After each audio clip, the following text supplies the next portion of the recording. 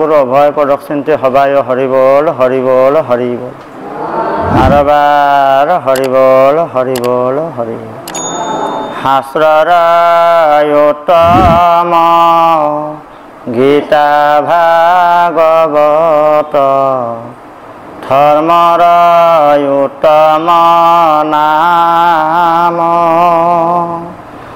দেৱৰ উত্তম দৈৱকী নন্দন চৰণে কৰ প্ৰণাম চৰণে কৰ প্ৰণাম। গুৰু ব্ৰহ্মা গুৰু বিষ্ণু গুৰুদেৱ মহেশ্বৰম গুৰু সাক্ষাৎ পৰম ব্ৰহ্মম তস্मै শ্ৰী গুৰুৱে নমো নমঃ। মুখং কৰতি বাচলং পুংলং ভয়তে গিৰিম যৎ কৃপাতমহং বন্দে পৰমানন্দমাধৱ হৰি ৰাম ও ৰাম ৰাম ৰাম ও ৰাম ৰাম ৰাম। হে মোৰ পৰম শ্ৰদ্ধাৰ ভৱানীপুৰ শ্ৰী শ্ৰী গোপালতাৰ থানৰ সত্ৰৰ আজন্মৰ সেৱাস্থলীৰ বিষ্ণু পাৰিষদ স্বৰূপ মোৰ প্ৰাণৰ বান্ধৱ বা সমস্ত বৃন্দাবন মথুৰাবাসী গোকুলবাসী গোপীস্বৰূপা মোৰ আই মাতৃ সমস্ত। আমি আচলতে ভাগৱত বক্তা নহয়, আমি ভাগৱতৰ সম্পৰ্কে একো নাজানো, তথাপি আপোনাসৱৰ শ্ৰীচৰণৰ আপোনাসৱৰ আশীৰ্বাদ আপোনাসৱৰ পদধূলি শিৰে তুলি লৈ আজি এই মহান অনুষ্ঠানতো আসন গ্ৰহণ কৰা হৈছে। মহামুনি ব্যাসদেৱে কৈছে টীকা ভাষ্য চাই বুদ্ধিৰ প্ৰভাৱে কেহজনে ইহাৰ তত্ত্ব অৰ্থক নাপাৱে। মই মাত্ৰ জানো নাৰদৰ প্ৰসাদত বিদুৰে ইহাক জানন্ত কি নাজানন্ত। মহামুনি ব্যাসদেৱৰ সন্ধে ৰৈ গ'ল। পৰম বৈকুণ্ঠৰ মহাভাগৱত শাস্ত্ৰখনি ইয়াৰ তত্ত্ব কোনো শাস্ত্ৰৰ লগত মিল নাযায়। বৈকুণ্ঠৰ কল্পতৰু মহাভাগৱত শাস্ত্ৰ ইহাৰ উত্তম ফল হৰিনাম মাত্ৰ।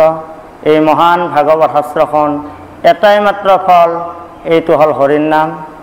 এই হৰিৰ নাম ভাগি পূৰ্বতে মহাপুৰুষ কৃপালু গুৰু শংকৰ গুৰুজনাই সংস্কৃত ভাষাৰ পৰা জাতি ধৰ্ম বৰ্ণ ভাষা নিৰ্বিশেষে একশৰণ নাম ধৰ্ম সহজ সৰল ভাষালৈ অনুবাদ কৰিছিল অসমীয়ালৈ, আৰু অসমলৈ অনুবাদ কৰি তেৰাই আমাৰ জাতি ৰক্ষা কৰিছিল। যি কি নহওক, বৈকুণ্ঠৰ কল্পতৰু মহাভাগৱত শাস্ত্ৰ এই শাস্ত্ৰখনি সত্যৰ যুগত মহামুনি মহাৰাজ পৰীক্ষিতৰ মুখেৰে চলচ্চিত্ৰ আহি ভূমিত পৰিছিল। এই মহান বৈকুণ্ঠৰ কল্পতৰু মহাভাগৱত শাস্ত্ৰ হে ৰাম শুনি অক সৰ্বজন কৃষ্ণ তয়ৰ প্ৰিয়া মন তাৰ ফল মহাভাগৱত সাধত মৃতময় কেৱলে আনন্দ ৰস পূৰ্বতা শিলা বৈকুণ্ঠত কৃষ্ণৰ কৃপাত পাছে অৰ্ধে কবয়স গৈলা পাইলা ব্ৰহ্মা পদ্ম কল্পত ৰাম ব্ৰহ্মা দিলা নাৰদক ইত ফলৰ ৰহস্যক হে নাৰদেৱে সকৈ আনি দিল নগৈলে তিলেক ভাগি ইডালে সিডালে লাগি শুক মুখে ভূমিত পৰিল। পৰম বৈকুণ্ঠৰ ভাগৱত শাস্ত্ৰখনি সত্য যুগত নাৰায়ণৰ মুখৰ বচন ব্ৰহ্মাৰ মানস পুত্ৰ ব্ৰহ্মাক প্ৰদান কৰিলে। তজুনাভি কমলত ব্ৰহ্মভেলা জাত যুগে যুগে অৱতাৰ ধৰা অসংখ্যাত নাভি কমলৰ পৰা ব্ৰহ্মাক সৃষ্টি কৰি আৰু তেওঁক দায়িত্ব দিয়া হ'ল। হে সৃষ্টিকৰ্তা ব্ৰহ্মা, তুমি চতুষ্ঠকে ভাগৱত লোৱা প্ৰজাপতি। এই মহান বৈকুণ্ঠৰ ভাগৱত 4টা শ্লোকত স্বয়ং নাৰায়ণে ব্ৰহ্মাক দিলে জ্ঞান বিজ্ঞান তদংগ ৰহস্য, 4টা শ্লোকত দি দিলে। ব্ৰহ্মাই নাৰদক দিলে নিজ মানস পুত্ৰ নাৰদক প্ৰদান কৰিলে। হেৰা নাৰদ, তুমি ত্ৰিকালজ্ঞ পুৰুষ, স্বৰ্গ মৰ্ত পাতাল অবাধ গতি তুমি যাব পাৰিবা, তুমি নাম ধৰ্ম প্ৰচাৰ কৰিব পাৰিবা। জ্ঞান বিজ্ঞান তদংগ ৰহস্য গুণ ক্ৰিয়া 6টা শ্লোকত ব্ৰহ্মাই নাৰদক দিলে। নাৰদে ব্যাসক দিলে। ব্যাসে যেতিয়া উগুল ধুগুল মানে নৈমিষা অৰণ্যত অকলশৰে বহি আছিল, তেতিয়া নাৰদ উপস্থিত। নাৰদে তেতিয়া কৃষ্ণ দ্বৈপায়ন মহামুনি ব্যাসক প্ৰদান কৰিলে। জ্ঞান বিজ্ঞান তদংগ ৰহস্য গুণ ক্ৰিয়া জাতি দ্ৰব্য। তেতিয়া মহামুনি ব্যাসদেৱে নিজ পুত্ৰ মহামুনি শুকক প্ৰদান কৰিলে। জ্ঞান বিজ্ঞান তদংগ ৰহস্য গুণ ক্ৰিয়া জাতি দ্ৰব্য মায়া জীৱ।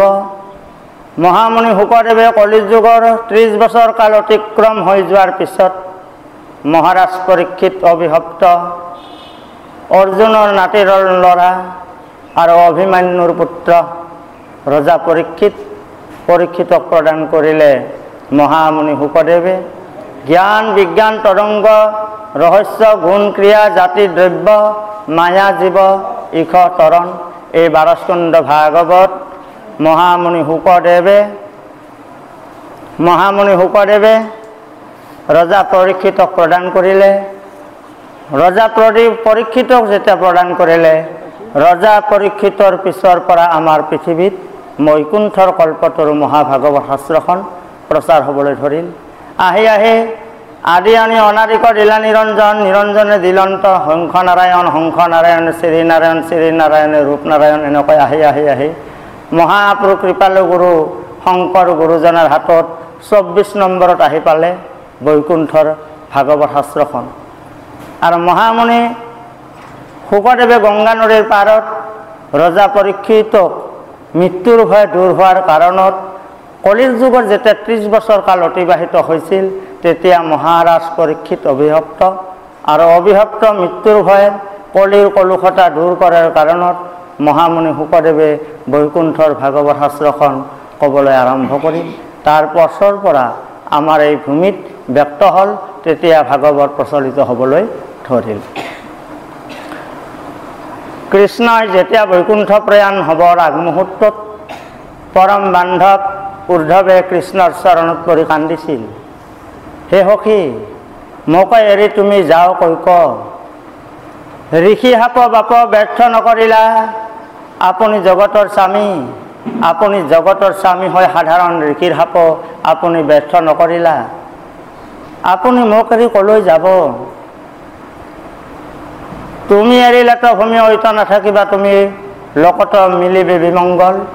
হে সখী উদ্ধৱ, মই যেতিয়া এই পৃথিৱী দ্বাৰকা এৰি যাম, তুমি আৰু এই দ্বাৰকাত ৰৈ নাথাকিব।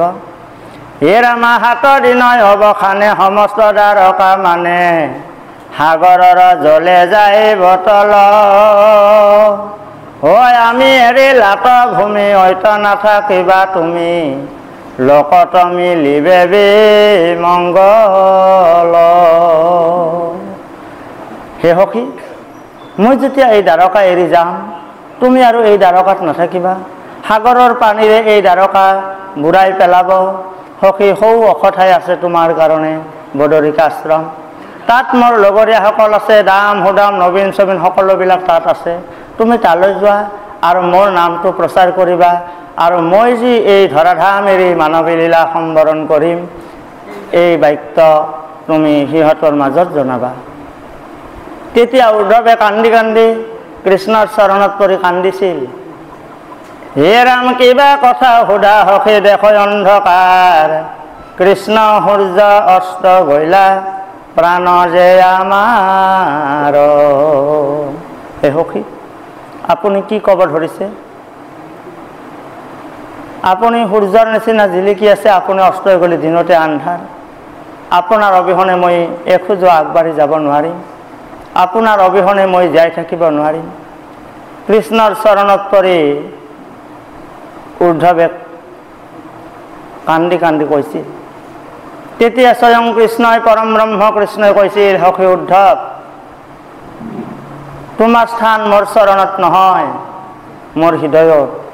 এই বুলি স্বয়ং কৃষ্ণই উদ্ধৱক বুকুত সাবত মাৰি ধৰি উদ্ধৱক কৈছিল, শুনিও উদ্ধৱ মোৰ থাকিবা স্থান, হে ৰাম প্ৰথম দ্বিতীয় স্কন্ধে চৰণ দুটই, তৃতীয় চতুৰ্থে যাৰ হৱে হৃদয়, পঞ্চদেশে নাভি আৰু ষষ্ঠে বক্ষস্থল, সপ্তমে অষ্টমে কৰ কমল যুগল, কণ্ঠ দেখে নৱম দশমে যাৰ তুণ্ড, একাদশে ললাট দ্বাদশে ভৈলা মুণ্ড, হেন ভাগৱতৰ ৰতি মনোহৰয়ে, তমালহ দৃশ বৰ্ণ চাম কলে হে বৰয়ে,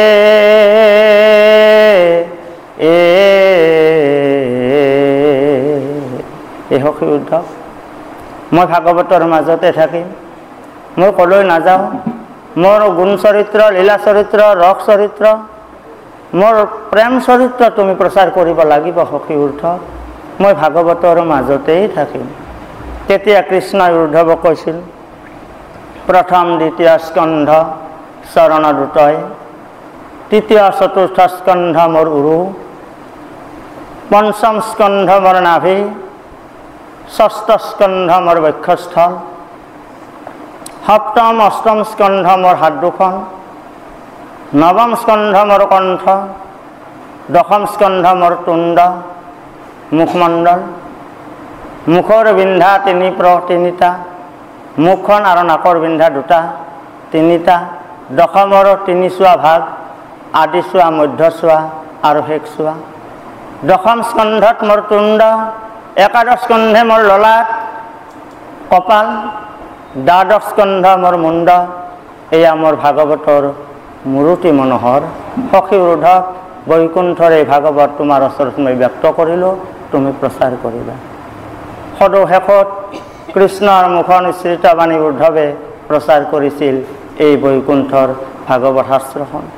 এই ভাগৱত শাস্ত্ৰখনৰ মঞ্চ তিনি প্ৰকাৰ। প্ৰথম মঞ্চ সুখ পৰীক্ষিত সংবাদ গংগা নদীৰ পাৰত কলিৰ যুগত 30 বছৰ কাল অতিবাহিত হৈ যোৱাৰ পিছত মহামুনি শুকদেৱে গংগা নদীৰ পাৰত পবিত্ৰ আজি ভাদৰ মাহৰতে তেৰাই পঞ্চমী তিথিত এই বৈকুণ্ঠৰ ভাগৱত শাস্ত্ৰখন, পঞ্চমী তিথিৰ পৰা 7 দিন 7 ৰাতি বৈকুণ্ঠৰ ভাগৱত শাস্ত্ৰখন মহামুনি শুকদেৱে গংগা নদীৰ পাৰত ৰজা পৰীক্ষিতৰ মৃত্যুৰ ভয় দূৰ কৰিছিল। শৌনক প্ৰমুখে ফুটে 28 সহস্ৰ ঋষিৰ আগত বৈকুণ্ঠৰ ভাগৱত শাস্ত্ৰখন কৈছিল, এয়া দ্বিতীয় মঞ্চ। তাৰ কিছু বছৰ কাল পিছত কুশাৰু ঋষিৰ পুতেক মৈত্ৰ ঋষিয়ে বিদুৰৰ আগত বৈকুণ্ঠৰ ভাগৱত শাস্ত্ৰখন প্ৰচাৰ কৰিছিল।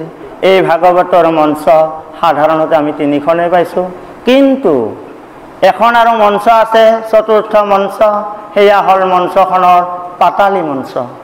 পাতালী ভাগৱত বলিৰাজা সুতলপুৰীত যেতিয়া বলিৰাজক বলিৰ ভক্তিত সন্তুষ্ট হৈ স্বয়ং ভগৱন্ত পুৰুষে বলিৰাজাৰ দুৱাৰ দলিত উপস্থিত হ'বলগীয়া হৈছিল, আৰু তেতিয়া বলিৰাজা সুধিছিল, হে বলিৰাজ, তোমাৰ দান ভক্তিত মই পৰম সন্তুষ্ট, এতিয়া তোমাক কি বৰ লাগে তুমি লোৱা।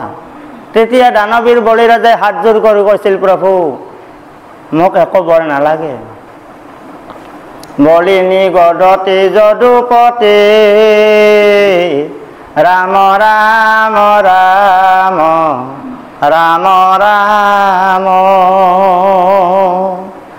কিনো কৃপা মোক কৰিলা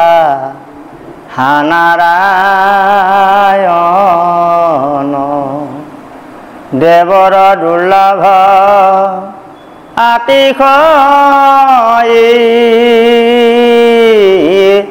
ৰাম ৰাম ৰাম ৰাম ৰাম, গৃহতে থাকিয়া দেখিলো তজু চৰণ, গৃহতে থাকিয়া দেখিলো তজু চৰণ। তেতিয়া বলিৰাজাই কোনো সা সম্পত্তি বিচৰা নাছিল, যাতে মই তোমাক দেখা মাত্ৰে তোমাক দেখা পাওঁ, মোক এনেকুৱা বৰ দিয়া। সেই হোটলপুৰীৰ বলিৰাজাৰ ভক্তিত সন্তুষ্ট হৈ স্বয়ং কৃষ্ণই বলিৰাজাৰ দুৱাৰ দলিত উপস্থিত হ'বলগীয়া হ'ল। আৰু বলিৰাজাই দেখা পাওঁ মাত্ৰকে স্বয়ং নাৰায়ণক ভগৱন্ত পুৰুষক দৰ্শন কৰে।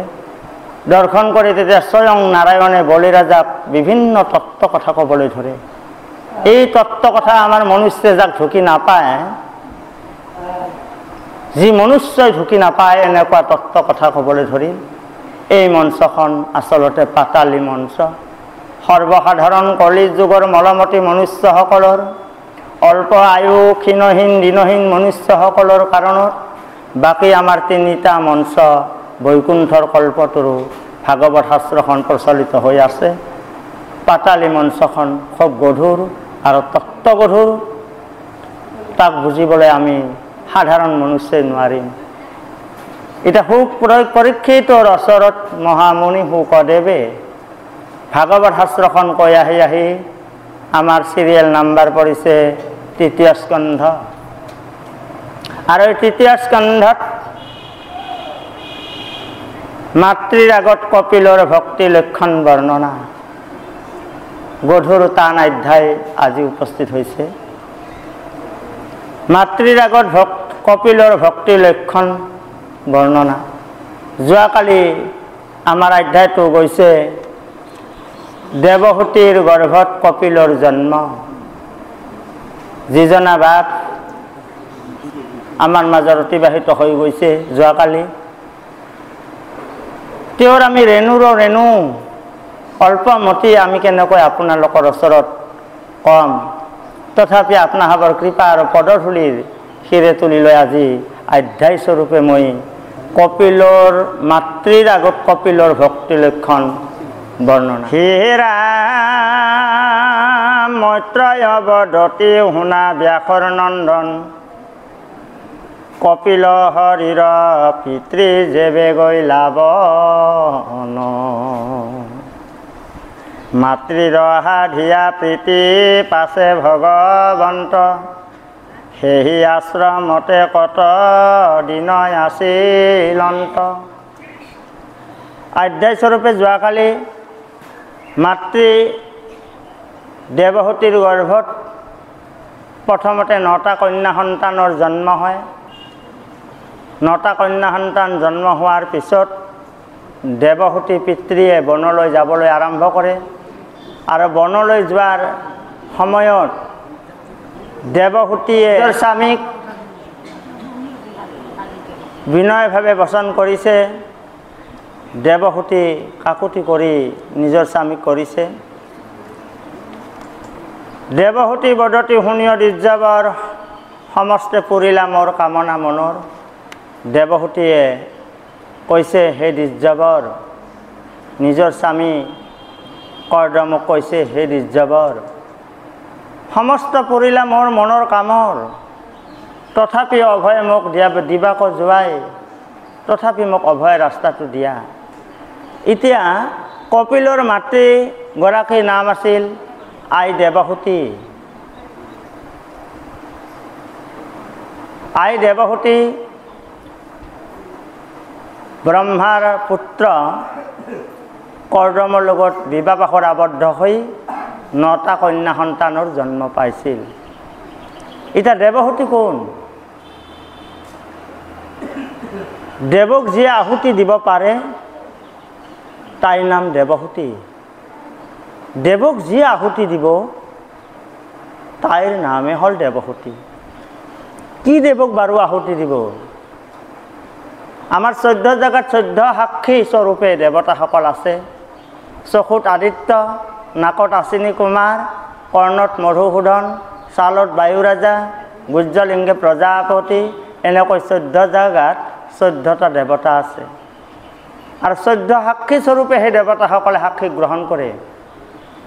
জীৱাত্মাই কি কৰিছে? সাক্ষী স্বৰূপে জীৱই আত্মাৰ কাৰণত 14 সাক্ষীয়ে ক'বলৈ বাধ্য হয়, মই ভাণ্ড মক তুমি ভাণ্ডা, 14 সাক্ষীক ভাণ্ডিবা কমন উপায় পাৰা।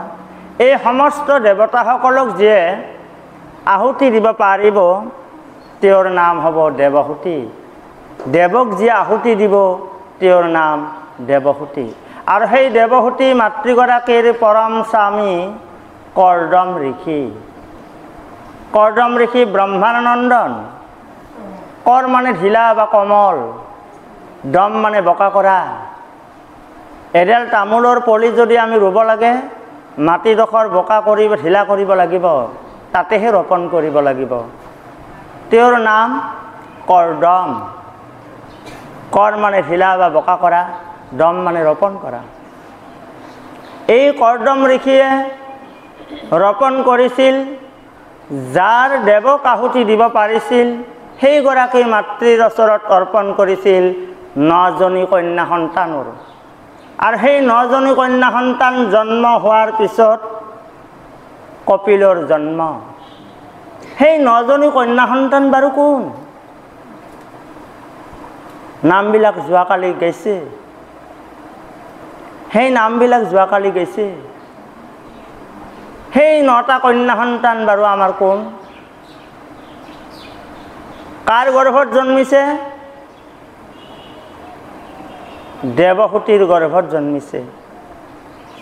দেৱক যি আহুতি দিব পাৰে ঈশ্বৰৰ চৰণত, তেওঁৰ গৰ্ভত জন্মিব 9টা কন্যা সন্তান। শ্ৰৱণ, কীৰ্তন, অৰ্চন, বন্দন, দাস্য, সখিত্য, আত্মনিবেদ আৰু লীন, এই 9বিধ ভক্তিৰ জন্ম হয় দেৱহূতিৰ গৰ্ভত। কোনে ৰোপণ কৰিছিল? কৰ্দম ঋষি। ব্ৰহ্মাৰ নন্দন কৰ্দম ঋষিয়ে ৰোপণ কৰিছিল। ৰোপণ কৰাৰ পাছত এটা ফলৰ সৃষ্টি হয়। যিকোনো গাছ এডাল ৰুলে এটা কিবা বস্তু আছে। 9টা কন্যা সন্তান জন্ম হোৱাৰ পিছত দেৱহূতি গৰ্ভত আৰু এটা ফলৰ সৃষ্টি হৈছিল। যেতিয়া 9টা কন্যা সন্তান জন্ম হ'ল, তেতিয়া কৰ্দম ঋষি ঈশ্বৰক আৰাধনা কৰাৰ কাৰণত বনলৈ যাবলৈ মন মেলিলে। তেতিয়া দেৱহূতিয়ে কাকতি কৰি হাতযোৰ কৰি শুনিছে। দেৱহূতি বদতি শুনিও দিৰ্যবৰ। কি বুলি সম্বোধন কৰিছে? স্বামী বুলি কোৱা নাই। স্বামী বুলি কোৱা নাই। দেৱহূতি বদতি শুনিও দিৰ্যবৰ। দেৱহূতিয়ে কৈছে, সেই দিৰ্যবৰ। এতিয়া দিৰ্যবৰ বুলি নিজৰ স্বামীক ব্যৱহাৰ কৰিছে। দিৰ্য, দি মানে 2টা, জ মানে জন্ম হোৱা। 2 জন্ম সমাহাৰ যাৰ হৈছে, তেওঁৰ নামে হ'ল দিৰ্য। দেৱহূতি বদতি শুনিও দিৰ্যবৰ, তথাপি অভয় মোক দিবা সাজুৱাই। তথাপি শব্দ ব্যৱহাৰ কৰিছে, অব্যয় পদ ব্যৱহাৰ কৰিছে দেৱহূতিয়ে। তথাপি, অথবা, যেনে তেনে, এইবিলাক অব্যয় পদ ব্যৱহাৰ কৰিছে মাতৃগৰাকী দেৱহূতিয়ে নিজৰ স্বামী কৰ্দম ঋষিক দিৰ্যবৰ বুলি সম্বোধন কৰিছে। দি মানে 2টা, চৰাইটোৱে কণীৰ জন্ম দিছে, 1 জন্ম। 15-20 দিন চৰাইটোৱে লৈ লৈ এটা পোৱালি জন্মাইছে, পোৱালি জন্মিছে। দিৰ্য মানে পক্ষী, আৰু দিৰ্য মানে 2 জন্ম সমাহাৰ। আমি জন্মিছোঁ এবাৰহে, আমাৰতো ডাবল জন্ম হোৱা নাই। আমি জন্মিছোঁ এবাৰ, আমাৰ কেনেকৈ বাৰু ডাবল জন্ম হয়? মাতৃগৰ্ভৰ পৰা আমি জন্মিছোঁ এবাৰ। জন্মনা জায়তে শূদ্ৰঃ সংস্কাৰেতু দিৰ্য। জন্মনা জায়তে শূদ্ৰ, জন্ম মাত্ৰকে আমি শূদ্ৰ হৈয়ে জন্মিছোঁ। যেতিয়া জন্মগ্ৰহণ কৰি এদিন, 2 দিন, 3 দিন, 4 দিনকৈ 5 দিন ৰখিলে আইসকলে, এনেকৈ আহি আহি আহি 1 মাহ অহৌচ কৰ্ম, জন্মকৰ্ম খেদিলে। এনেকৈ 3-4 মাহ পাৰ হৈ গ'ল, 7 মাহ অন্নপ্ৰসন্ন কৰিলে ল'ৰাজনৰ। এনেকৈ আহি আহি 1 বছৰ কৰিলে, জন্মদিন পালন কৰিলে। এনেকৈ 5-6 বছৰ পাৰ হৈ গ'ল, বিদ্যালয়লৈ নাম লগাই দিলে। সেই শিশুটোৱে তললৈ আগবাঢ়িছে না ওপৰলৈ যাই আছে? পৰিৱৰ্তন হৈ আছে। এনেকৈ আহি আহি আহি সেই মানৱী লীলা সদৌ শেষত তথাপি অভয় মোক দিবা কজুৱাই। তথাপি অভয়, অভয়ৰ অটো মুচি দি চাওক, বাপ বান্ধৱাই সমস্ত। তথাপি অভয়, অভয়ৰ অটো মুচি দিয়া, কি থাকিব? ভয় থাকিব। সংসাৰৰ জ্বালা যন্ত্ৰণা মায়া মমতাৰ ভয়, সংসাৰৰ দুখ দুৰ্গতি দুৰ্বাসনাৰ ভয়, এই ভয়ৰ পৰা বাৰু আমি কেনেকৈ পৰিত্ৰাণ পাম? এই ভয় আমাক কোনে গুচাই দিব? সেই ভয় গুচাই দিব কোনে? তথাপি অভয় মোক দিবা কজুৱাই, জাত মৰ তুমি বিনে আন গতি নাই, যিহেতু তোমাৰ বাহিৰে মোৰ আৰু কোনো গতি নাই। মোক অভয় ৰাস্তাটো দিয়ক, যিহেতুকে তোমাৰ বাহিৰে মোৰ আৰু কোনো গতি নাই। মাতৃগৰাকীয়ে স্তুতি কৰিছে নিজৰ স্বামীক, আৰু সেই স্বামীগৰাকী আছিল দ্বিজবৰ, দুই জন্ম সমাহাৰ। প্ৰথম জন্ম হোৱাৰ লগে লগে আমি শূদ্ৰ জন্ম নাযায়তে শূদ্ৰ সংস্কাৰেতো দ্বিজ, বেদ পাঠেৰিতি বিপ্ৰ, ব্ৰহ্মক জানন্তি ইতি ব্ৰাহ্মণ। আমাৰ সমাজত 4টা শ্ৰেণীৰ জাতি ধৰা হৈছে। দেৱলোকৰো 4টা জাতি আছে, অপ্সৰা কিন্নৰ গন্ধৰ্ব চাৰণ বিদ্যাধৰসকল। আৰু মৰ্ততো 4টা জাতিৰ সৃষ্টি, ব্ৰাহ্মণ ক্ষেত্ৰ শূদ্ৰ বৈশ্য। জন্ম নাই যাতে শূদ্ৰ, সংস্কাৰেতো দ্বিজ, বেদ পাঠেৰিতি বিপ্ৰ, ব্ৰহ্মক জানন্তি ইতি ব্ৰাহ্মণ। 4টা জাতিৰ সৃষ্টি হৈছে।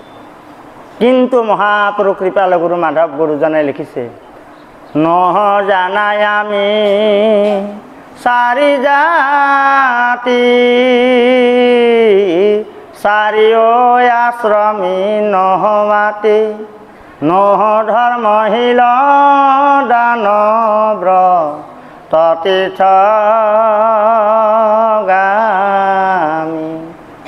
কিন্তু পূৰ্ণানন্দ গোপী ভক্তা, কিন্তু পূৰ্ণানন্দ সমুদ্ৰ, কিন্তু পূৰ্ণানন্দ সমুদ্ৰৰ গোপী ভক্তা পদ কমলৰ, দাসৰ দাস তান দাস ভৈল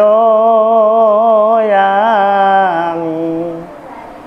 নহও জানা আমি 4 জাতি। আমি ব্ৰাহ্মণ ক্ষেত্ৰ শূদ্ৰ বৈশ্য 4টা জাতীয় নহয়। নহও আমি 4 আশ্ৰমী, আমি 4খন আশ্ৰমৰো নহয়। গৃহাশ্ৰম, বৰ্ণাশ্ৰম, সন্ন্যাস আৰু জ্যোতি আশ্ৰমৰো নহয়। নহও দানব্ৰত তীৰ্থগামী, আমি দানীও নহয় বলি ৰজাৰ নিচিনা, আমি ভক্তিবানো নহয়, আমি তীৰ্থগামীও নহয়। কিন্তু গোপী ভক্তা পদ কমলৰ, যি ব্ৰজবাসী বৃন্দাবনীৰ গোপিনীসকলৰ পদৰেণু পাইছিলোঁ, সেই পদৰেণু পোৱা ভক্ত এজনৰ দাসৰ দাস টান দাস ভৈলো আমি। মহাপুৰুষ মাধৱ গুৰুজনে 5 নম্বৰ দাসত থৈ দিছে। ব্ৰাহ্মণসকলে ফটাটো গোলাকাৰ কৰি পিন্ধে, দীঘল কৰি পিন্ধে ফটাটো। বৈশ্যসকলে অৰ্ধচন্দ্ৰ কৰি পিন্ধে, ক্ষেত্ৰীয়সকলে 3 ডেল আঁচ থকাকৈ পিন্ধে। আৰু আমি কেনেকৈ পিন্ধিছোঁ? আমিতো পিন্ধা নাই। আমাক আছে জানো? মহাপুৰুষ মাধৱ গুৰুজনে দেখুৱাই দিলে। আমি কোনটো জাতিৰ এতিয়া? নহও জানা আমি 4 জাতি, 4 আশ্ৰমী, নহও তীৰ্থগামী, দানব্ৰত তীৰ্থগামী, কিন্তু পূৰ্ণানন্দ সমুদ্ৰৰ গোপী ভক্ত পদ কমলৰ। কিন্তু শব্দ ব্যৱহাৰ কৰিছে। কিন্তু ভক্তি সমুদ্ৰত যি গোপিনীসকলে ব্ৰজবাসীৰ বৃন্দাবনৰ বাসীৰ গোপিনীসকলে, এতিয়া গোপীয়ে ৰকায়। গো মানে বেদ, পি মানে পান কৰা। বেদৰ নীতি নিয়ম আদৰ্শ যিয়ে পান কৰিব সেইজনে হ'ল গোপী। গোপী গো মানে বেদ, পি মানে পান কৰা। আমাৰ শাস্ত্ৰীয় ভাষাত বেদ, ঘৰুৱা ভাষাত নিয়ম, আদালৰ ভাষাত আইন, আইনৰ অস্বস্থাপি। আইন মানে উচিত, একেই শব্দ, একেই অৰ্থ। গো মানে বেদ, নিয়ম। কি নিয়ম? আৰু মহাপুৰুষ মাধৱ গুৰুজনে নামঘোষাত লিখিছে যে শ্ৰীগাল খেদিতে বেঘৰত নালাগে, কুকুৰে খেদিতে পাৰি, অতি পাতকীক নাম নালাগে, নিয়ম সংযমে তাৰিতে পাৰি। শিয়াল এটা আহিছে, ফৰেষ্টৰ পৰা এটা বাঘ আনবা নালাগে শিয়ালটোক খেদাৰ কাৰণে, ঘৰত থকা পোহনীয়া কুকুৰে খেদিতে পাৰি। অতি পাতকীক নাম নালাগে, নিয়ম সংযমে তাৰিতে পাৰি। শ্ৰীগাল খেদিতে বেঘৰত নালাগে, কুকুৰে খেদিতে পাৰি, অতি পাতকীক নাম নালাগে, নিয়ম সংযমে তাৰিতে পাৰি। নিয়ম নীতি আচৰণত থাকিলে আমি তৰি যাব পাৰিম। আজি থান গোপালতাৰ থান, গোপালতা সত্ৰ। আৰু সেই মহান গোপালতা গৰাকীয়ে মথুৰা দাস বুঢ়া এটা, গোপালতা, বেহেৰীয়া বিষ্ণু এটা, বৰ বিষ্ণু এটা, বদলা এটা, হৰিহৰ এটা প্ৰমুখ্যে 6জন আটাই মহাপুৰুষ মাধৱ গুৰুজনৰ ঠাইত শৰণ লৈছিল। আৰু মাধৱ গুৰুজনে 4টি বাক্য আটাসকলৰ প্ৰতি প্ৰকাশ কৰিছিল। কি 4টি বাক্য? কি সেই 4টি বাক্য প্ৰকাশ কৰি আটাসকলক কৈছিল? ত্ৰিসত্যং মহাপুৰুষং শৰণং গচ্ছামি, ত্ৰিসত্যং ৰাম নামানি শৰণং গচ্ছামি, ত্ৰিসত্যং শ্ৰীকৃষ্ণং শৰণং গচ্ছামি, ত্ৰিসত্যং একান্ত মদ্ভক্তং শৰণং গচ্ছামি। 3-4 গুণ 12 সত্য। 3-4 গুণ 12 সত্য। মথুৰা দাস বুঢ়া এটা, গোপালতা, বেহেৰীয়া বিষ্ণু এটা, ভৱানীপুৰ গোপালতা, হৰিহৰ এটা, বৰ বিষ্ণু এটা, চমৰীয়া সত্ৰ। এই 6জন আটা আদি মহাভক্তসকলৰ ঠাইত মাধৱদেৱে 4টি বাক্য প্ৰকাশ কৰি নামৰ ধ্বনি পাতিছিল। আৰু সেই নামে হ'ল অভয়ৰ ৰাস্তা। অভয়, ভয়ৰ আগত অটো লগলগি দিয়ক কিবা আৰু। অভয়, য'ত ভয় নাই, এটি হ'ল অভয়ৰ ৰাস্তা। সংসাৰৰ মায়া, মমতা, দুখ, দুৰ্গতি, অপায়, অমংগল, কলিৰ যুগৰ হেঁচাত আমাৰ জীৱাত্মায়ে থৰক বৰক লগাইছে। আমাৰ জীৱাত্মায়ে সেই সৌ পৰমাত্মাৰ ওচৰলৈ যাব নোৱাৰা হৈছে, হাঙাৰ বান্ধিছে। সেই হাঙাৰখন গুচোৱাৰ কাৰণত মহাপুৰুষ কৃপালু গুৰু শংকৰ গুৰুজনে বৰহাৰপুৰ মাধৱক দায়িত্ব দিছিল। মাধৱে মথুৰা দাস বুঢ়া এটাত কহিলন্ত, মথুৰা দাস বুঢ়া এটা সখী ভৱানীপুৰ গোপালতাই। আৰু এই ভৱানীপুৰ গোপালতাৰ থান দ্বিতীয় বৈকুণ্ঠপুৰী সদৃশ বা সমস্ত আই সমস্ত। সেই অভয় ৰাস্তাতে আমি আজি থিয় দিবলৈ বাধ্য হৈছোঁ, কলিৰ যুগৰ কলুষতা গুচোৱাৰ কাৰণে। এই কলিৰ যুগনো কোন কলিৰ যুগ হয়? কেনেকুৱা কলিৰ যুগৰ বৰণ বাৰু কেনেকুৱা? ৰঙা, পখৰা, কজলা ইত্যাদি ইত্যাদি বৰণ নেকি কলিৰ? নহয়। যোৱা পাখা বেশ্যা ঘৃণা নিদ্ৰা আলস্য সূততা দীৰ্ঘ সূততা ইতি কলি সূত্ৰাণী। যোৱা পাখা ভয় নিদ্ৰা আলস্য দীৰ্ঘ সূততা ইতি কলি সূত্ৰাণী। এইবিলাক হৈছে কলিৰ একোটা সূত্ৰ। যোৱা পাখা খালে পঞ্চপাণ্ডৱ 12 বছৰ বনবাস খাটিছিল। পাখা খালত পণ কৰি দ্ৰৌপদীক বস্ত্ৰ হৰণ কৰিছিল। বাৰু কলিসূতা নহয় জানো? বেশ্যাত পতিত হৈ অজামিলে দশপুত্ৰৰ জন্ম দিব লগা হৈছিল। নিদ্ৰাক আশ্ৰয় কুম্ভকৰ্ণে 6 মাহ নিদ্ৰা মাৰিব লগা হৈছিল। এতিয়া নমৰো, বহুদিন থাকিম, এতিয়া ভকত হবৰ নাই। দীৰ্ঘ সূততা কলিৰ ধৰ্ম, কলিৰ ধৰ্ম কলিয়ে গ্ৰাস কৰিছে। এতিয়া হোৱা নাই ভকত হবা। অলপ বুঢ়া হওক, চুলি গদলা পকক, নামঘৰক লগি থৰক বৰককৈ যাব পৰা হওঁ, কাণ দুখনো কালা হওক, তেতিয়া যাম। এতিয়া হোৱা নাই জানো? এতিয়া হোৱা নাই? দীৰ্ঘ সূততা ইতি কলি সূত্ৰাণী। এইবিলাক কৰি হৈছে একোটা সূত্ৰহে। সুৰা পাই ছাতু কৰে চাণ্ডাল নিষ্ঠুৰ বাক্য বলে সৰ্বকাল সি হ'ব পাপত হবে তৰণ যদি হৰিৰ পৰে লৱে শৰণ। যদি ঈশ্বৰৰ ওচৰত আমি আশ্ৰয় লওঁ তেতিয়াহে আমি এই ঈশ্বৰৰ ওচৰত আত্মসমৰ্পণ কৰিব পাৰিম। যিদিনাক লগি গোপালতা মথুৰা দাস বৰুৱাতা বেহেৰীয়া বিষ্ণুতা ভৱানীপুৰ গোপালতাই ঈশ্বৰৰ ওচৰত অৰ্পণ কৰিছিল, সিদিনা মহাপুৰুষ কৃপালু গুৰু মাধৱ গুৰুজনে সুন্দৰী সত্ৰত চাৰিটি বাক্য প্ৰকাশ কৰি নামৰ ধ্বনি পাতিছিল। আৰু সিদিনাৰ পৰা মথুৰা দাস বৰুৱাতা আৰু এই গোপালতা ভৱানীপুৰ গোপালতাই দুজনে সুহিত বান্ধৱ সখিত্ব গ্ৰহণ কৰিছিল। দুজনে এৰা এৰি নাছিল।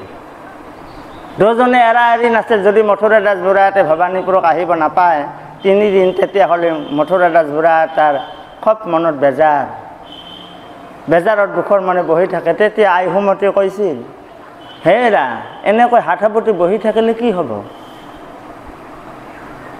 এনেকৈ হাতসাৱটি বহি থাকিলে কোনো কাম নাই। তেতিয়া মথুৰা দাস বৰুৱাতাই নিমাতী হৈ থাকিল। 3 দিন পিছত আৰু ভৱানীপুৰ গোপালতাৰ থানলৈ আহে। আহি 3 দিন থাকে। 3 দিন আৰু কমত সখীয়েকৰ ঘৰৰ পৰা নাযাইছিল। যেতিয়া সখীয়েকৰ ঘৰত 3 দিন থাকিল, সেইভাগে দুৰ্ঘটনা ঘটিল তাঁতীকুছি পৰগনা সত্ৰত। বনপুৰা জুইত তাঁতীকুছি পৰগনা সত্ৰ অগ্নিত যা গ'ল। যোৱাৰ পিছত তেতিয়া গোপালতাই থবা গৈছিল মথুৰা দাস বৰুৱাতাক। সমস্তখিনি যেতিয়া বনপুৰা জুইত পুৰি চাই ভস্ম হ'ল, তেতিয়া বুকু ফিন্দিয়াই ছাইখিনি সাৱটি ধৰি গোপালতা আৰু মথুৰা দাস বৰুৱাতাই কান্দিবলৈ ধৰিছিল। কান্দি আকৌ 3 দিন গুচি গ'ল। তেতিয়া আইসুমতীয়ে কৈছিল, আইসুমতী বেছি দূৰৰ মানুহ নহয়, আমাৰ কুৰবাস বংশী ঠাকুৰীয়াৰ ছোৱালী আই যশোমতী নাইবা সুমতী। সেই আইগৰাকীয়ে মনৰ দৃঢ়তা সংকল্প লৈছিল, অগ্নিত যা গ'লেও মোৰ গুৰুবন্তী মই নুমাব নিদিওঁ। আইগৰাকীৰ আঁচলখনেদি 3 দিন বেন্নাত ঠাৰিত ছাতিখৰ ৰখাই বন্তি গছি ৰাখি আইৰ আঁচলেৰে ঘেৰ কৰি ৰাখিছিল। আৰু সেই 3 দিন 3 ৰাতি যোৱাৰ পিছত গোপালতা আৰু মথুৰা দাস বৰুৱাতাই ছাইখিনি চাই কান্দিবলৈ বুকুত ফিন্দিয়াই কান্দিছিল।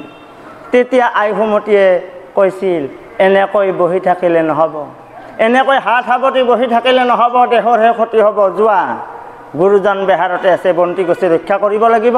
বন্তি গছি যদি নুমাই যায় দেশৰ অমংগলে দেখা। আইসুমতীৰ প্ৰস্তাৱ গ্ৰহণ কৰি 18জন ভকত সমন্বিতে মথুৰা দাস বৰুৱাতা ভৱানীপুৰ গোপালতা বেহেৰীয়া বিষ্ণুতা বৰ বিষ্ণুতা হৰিহৰতা এনেকৈ আটাসকলে যায়। 18জন ভকত সমন্বিতে যাই ভেল্লাৰংগা থানাত পালেগৈ। যাওঁতে 3 দিন 3 ৰাতি গ'ল। ইফালে 3 দিন বন্তি গছি ৰক্ষা কৰিলে আইসুমতীয়ে, সৰ্বমুঠ 6 দিন হ'ল। আইসুমতীয়ে বন্তি গছিৰ আগত মুখেৰে যি আহিছে ঘোষা গীত, প্ৰাৰ্থনা, বৰগীত ইত্যাদি গাবলৈ ধৰি নীতি নিয়ম আদৰ্শ ৰক্ষা কৰিছিল। যশোমতী নাম নীতি নিয়ম ৰক্ষা কৰাৰ কাৰণে তাইৰ নাম আইসুমতী। সু মানে ভাল, মতিটো আইসুমতী। আৰু সেই আইসুমতীয়ে দেৱক আহুতি দিছিল, তেওঁৰ নাম দেৱহুতিলৈ পৰিৱৰ্তন হ'বলৈ ধৰিল। আজি দেৱহুতিৰ গৰ্ভত কপিলৰ জন্ম। ভক্তি লক্ষণ বৰ্ণনা। সেই আইগৰাকীয়ে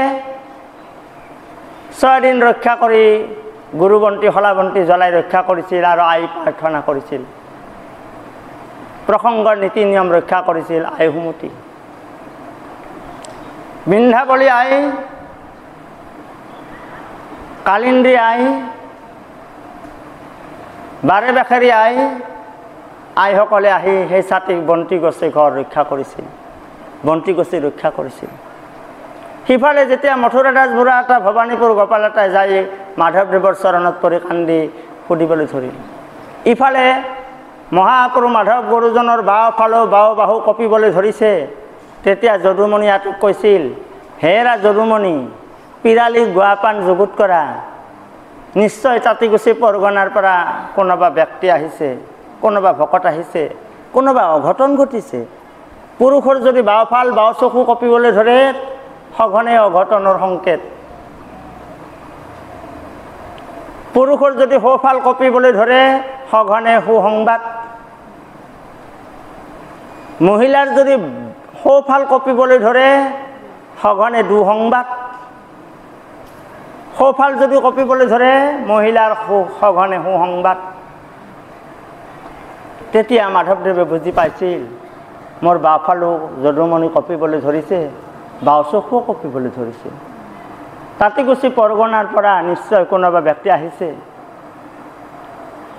তুমি পিৰালিত গুৱাপান যুগুত কৰা, সিহঁতৰ খা খবৰ আমি ল'ব লাগিব। 18জন ভকতে মাধৱদেৱৰ চৰণত পৰি দীঘল দি কান্দিবলৈ ধৰিছিল আৰু মাধৱদেৱে পিৰালিৰ গুৱাপান আগত ৰাখি কৈছিল, কি হ'ল বাচ্চা, কোৱাচোন তোমালোকে, কি হৈছে তোমালোকৰ? তেতিয়া মথুৰা দাস বুঢ়াহাট আৰু ভৱানীপুৰ গোপালাতাই 2জন সখী একেমুখে কৈছিল, কৃপালু গুৰু, আমি আপোনাক আৰু এৰি নাযাম, সেই স্থানলৈ যাই আৰু লাভ নাই। পুৰি চাই ভস্ম হৈ গ'ল, সেই থানত আমি আৰু কদাপি নাযাম। সহজ সহজ মথুৰা তুমি থানক নেৰিবা, আমাৰ প্ৰসাদে তুমি ভয় নকৰিবা। মাধৱদেৱে সকা দিলে, সহজ সহজ মথুৰা তুমি ভয় নকৰিবা, আমাৰ প্ৰসাদে তুমি ভয় নকৰিবা। সহজ সহজ মথুৰা তুমি থানক নেৰিবা, আমাৰ প্ৰসাদে তুমি ভয় নকৰিবা। হেৰা মথুৰা, তুমি ভয় নকৰিবা, মই কৃপা কৰিছোঁ, তুমি একো ভয় নকৰিবা। সমস্ত বৃত্তান্ত গোপালাতা মথুৰা দাস বুঢ়াহাটে ক'বলৈ ধৰি কান্দি কান্দি ক'বলৈ ধৰি। মাধৱদেৱক পাই তেওঁলোকে উভতি নাহা মতলব। তেতিয়া মহাপুৰুষ কৃপালু গুৰু মাধৱ গুৰুজনে সকা দি নাগেৰী টকা 2টা দি পঠাই দিছে, যোৱা যোৱা যোৱা, বন্তিগুছি ৰক্ষা কৰিব লাগিব, ধৰ্ম ৰক্ষা কৰিব লাগিব। আজিৰ পৰা তাঁতীকুছি পৰগনা ঠাইত এই মালা নিৰ্মালি তোমাক প্ৰদান কৰা হ'ল। তেতিয়া মথুৰা দাস বুঢ়াহাটৰ বয়স আছিল 81 বছৰ। 81 বছৰ বয়সত তাঁতীকুছি পৰগনা সত্ৰৰ প্ৰথম সত্ৰাধিকাৰ ৰূপে পৰিগণিত হয়। তাৰ পাছত 2টা নাগেৰী টকা লৈ মথুৰা দাস বুঢ়াহাটাই তাঁতীকুছিলৈ আহিল। আহোঁতে আকৌ 3 দিন গ'ল। সৰ্বমুঠ যাওঁতে ভৱানীপুৰৰ পৰা যাওঁতে 3 দিন, ভেল্লাৰংগা থানলৈ যাওঁতে 3 দিন 3 ৰাতি, ঘূৰি আহোঁতে 3 দিন, সৰ্বমুঠ 9 দিন। দেৱহতীৰ গৰ্ভত কেইটা ছোৱালীৰ জন্ম হৈছিল?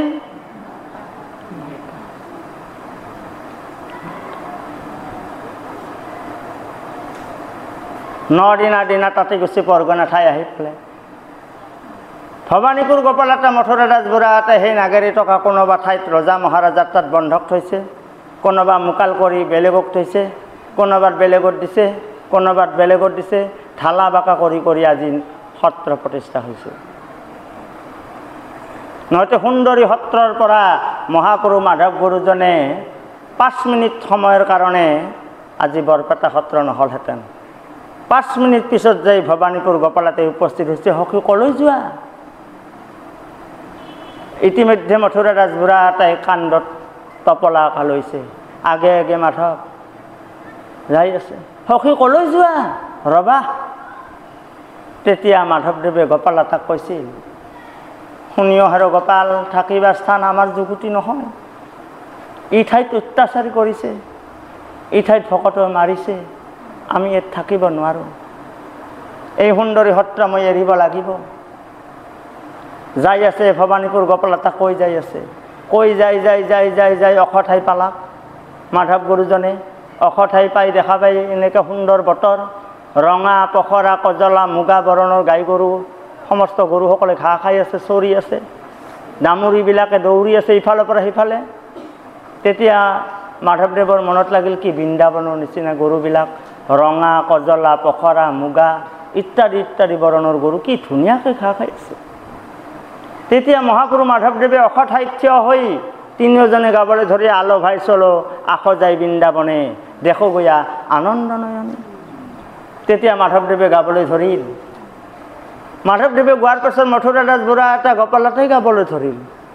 ইফালে যি শুদ্ধ গুৰু ভজিজীৱ গৈলন্ত নিস্তৰী সিহঁতি প্ৰসিদ্ধ নাম ভৈলন্ত সুন্দৰী সুন্দৰিত থানয়ক থাপিবাৰ মনে আখিলন্ত মাধৱদেৱ সেৱক হমে। এইফালে যে সুন্দৰী সত্ৰ এৰি আহিল, ইয়াৰ দুখটো নাইকিয়া হ'ল। নাইকিয়া হ'ল, অসঠাই পাই বৃন্দাবন যেন লাগিছে। কৃষ্ণই যেন গৰু চাৰি আছে, কৰবাত গাছৰ ওপৰত উঠিছে। এই ভাৱটো তিনিওজনৰ মনত আহিল। মাত্ৰ 5 মিনিট সময়ৰ কাৰণত গোপালতাই ভাৰ পাচি কাণ্ডত তুলি ল'ব নোৱাৰিলে, যাৰ ফলত আজি বৰপেটা সত্ৰ সৃষ্টি হৈছে। যদি 5 মিনিট আগতে গোপালতাই যে কাণ্ডত তুলি লয়, ভৱানীপুৰত আহে। দ্বিতীয় ই ৰাজ্যৰ সি ৰাজ্যৰ বন্দনীয় থান আজি ভৱানীপুৰত হ'বলগীয়া হয়। 5-6 মিনিটৰ ভিতৰত তাৰতম্য চাওক বাপ সমস্ত। মহাপুৰুষ মাধৱ গুৰুজনৰ ভক্তিত একনিষ্ঠ সেৱক ভৱানীপুৰ গোপালতাৰ থান সত্ৰ।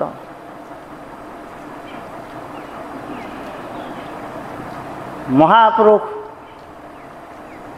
মথুৰা দাস বুঢ়া এটা, গোপালতা 2জন সখী, অতঃপ্ৰত সখী।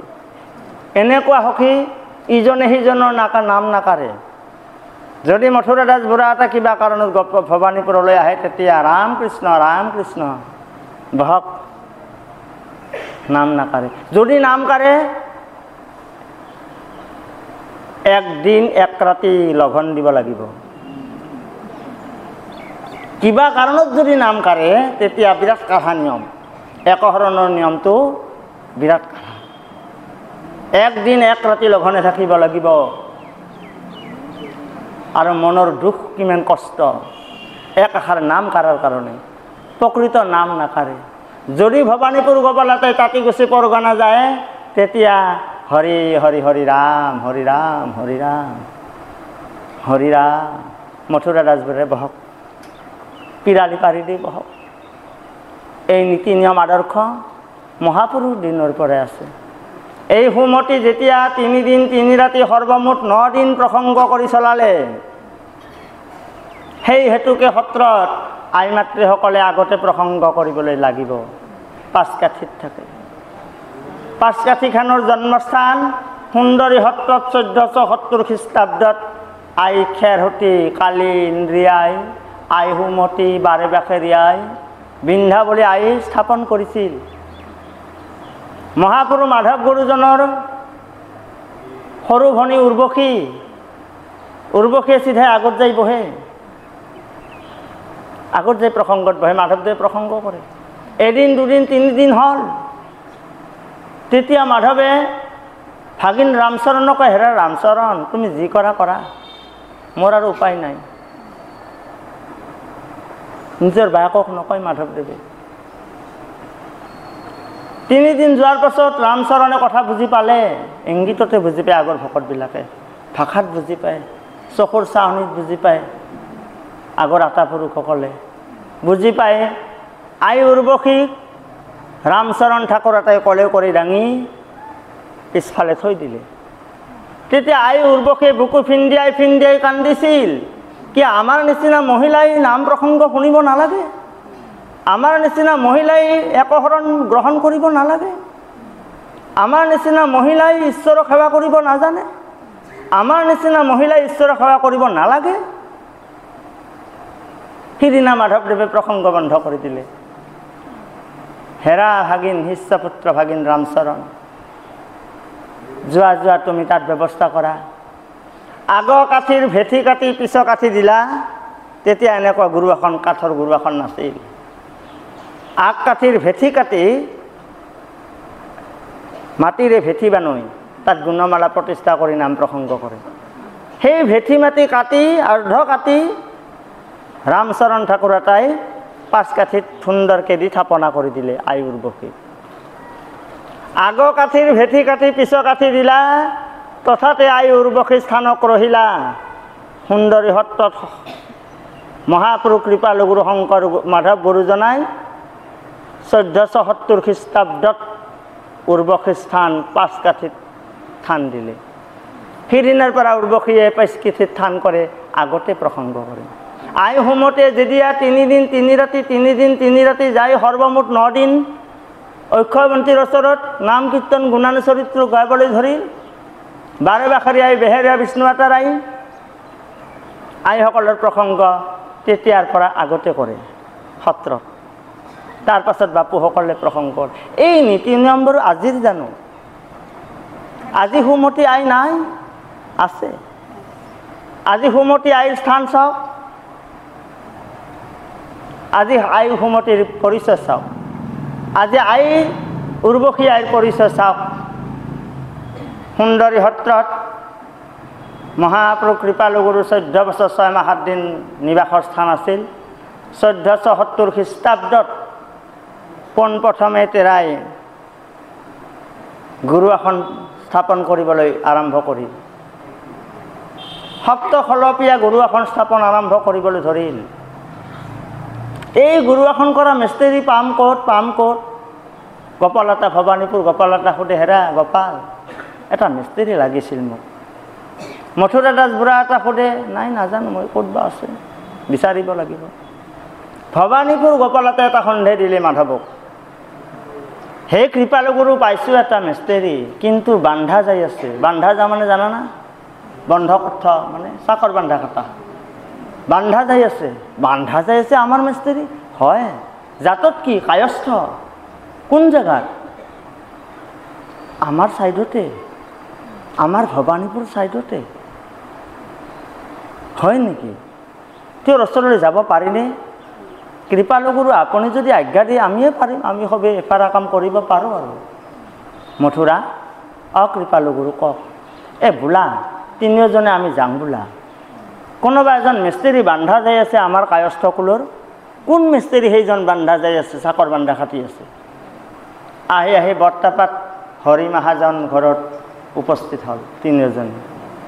হৰি মহাজনক সুধিলে, হেৰা আপুনি মহাজন? বোলে হয়। আপুনি মহাজন? বোলে হয়। আপোনাৰ বান্ধাটোৰ নাম? আপোনাৰ বান্ধাটোৰ নাম? মোৰ বান্ধা এজন আছে, তেওঁৰ নাম গোবৰ্ধন।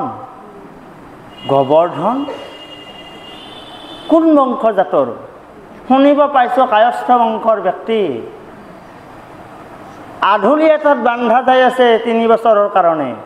সামান্য এটা আধলিত 3 বছৰ খাটব লগা হৈছিল চাকৰ বান্ধা। হেৰা মহাজন, কৃপা কৰি আমাক বান্ধাজন মোকালাই দিবানে? আধলিত কৰি যদি আমি বেছি পৰিমাণে দিওঁ আপুনি দিবানে? নিব পৰা।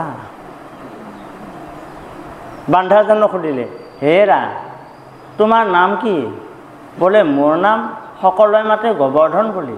গোবৰ্ধন বুলি মাতে? হয়। এই মহাজনবিলাকৰ গৰুৰ গোবৰবিলাক মই বৈ এক জেগাত পেলাই দিওঁ, সেইকাৰণে মোক সকলোৱে গোবৰ্ধনে বোলে। হয় নেকি? তুমি আমাৰ লগত যাবানে? তোমাৰ কৰ্ম কি? সাধাৰণতে মোৰ গোবৰ পেলোৱা কৰ্ম নাছিল, মোৰ মিস্ত্ৰী কৰ্ম আছিল। হয় নেকি? বোলা তেন্তে আমাৰ লগত যাওঁ। বোলে মই মহাজনৰ তাত 3 বছৰ কাল খাটিব লাগিব যে। হৈছে, মহাজনৰ পৰা আমি মোকলাই ল'ম, তুমি আহিবানে? যামগৈ, আপোনালোকে যদি নেই মই যাম। হৰি মহাজনৰ ঘৰৰ পৰা গোবৰ্ধন আঁতৰি মহাপুৰুষ মাধৱ গুৰুজন, ভৱানীপুৰ গোপালতা, মথুৰা দাস বুঢ়া আটাই তিনিওটাই গোবৰ্ধন আঁতৰি মোকাল কৰি লৈ যায় 1 টকাত। তেতিয়া 2টা আধুলি দি, আৰু সেই গোবৰ্ধন আঁতৰিয়ে 7 খলপীয়া গুৰু আসনখন প্ৰথমে নিৰ্মাণ কৰিবলৈ আৰম্ভ কৰে। নিৰ্মাণ কৰিলে প্ৰথম খলপ লতা কটা, সুন্দৰ লতাৰ নিচিনা পাত কাটিলে, লতা কাটিলে, সৰু সৰু ফুল দিলে। তেতিয়া মাধৱদেৱে গোবৰ্ধনক ক'লে, হেৰা মিস্ত্ৰী, তোমাৰ নাম আজিৰ পৰা গোবৰ্ধন নথওঁ, আটাপুৰুষ গোবিন্দ আঁতৰি থম দিয়া। তুমি গোবিন্দৰে গুৰু আসন কাটিছা? হয়। এইবিলাক কি কাটিছা? বোলে লতা কাটিছোঁ। তুমি লতা কাটিব জানা? ঠিক আছে বাৰু, ময়ো লতা কাটিম। তেতিয়া 21 নম্বৰ যুগলটো মাধৱদেৱে লিখিবলৈ আৰম্ভ কৰে। হৰি হৰি হৰি হৰি হৰি হৰি হৰি কি কাম কৰিলো আমি। ও হৰিয়ে সাধু সংগ লয়া তোমাক নভজি হৈল কি নয়ধগামীয়ে। হৰি হৰি হৰি হৰি হৰি হৰি হৰি কি কাম কৰি। এটি হৰিৰ পৰা হেতি হৰি, হেতি হৰিৰ পৰা হেতি হৰি, সাতোটা হৰি, এটাও বেছি নহ'ব।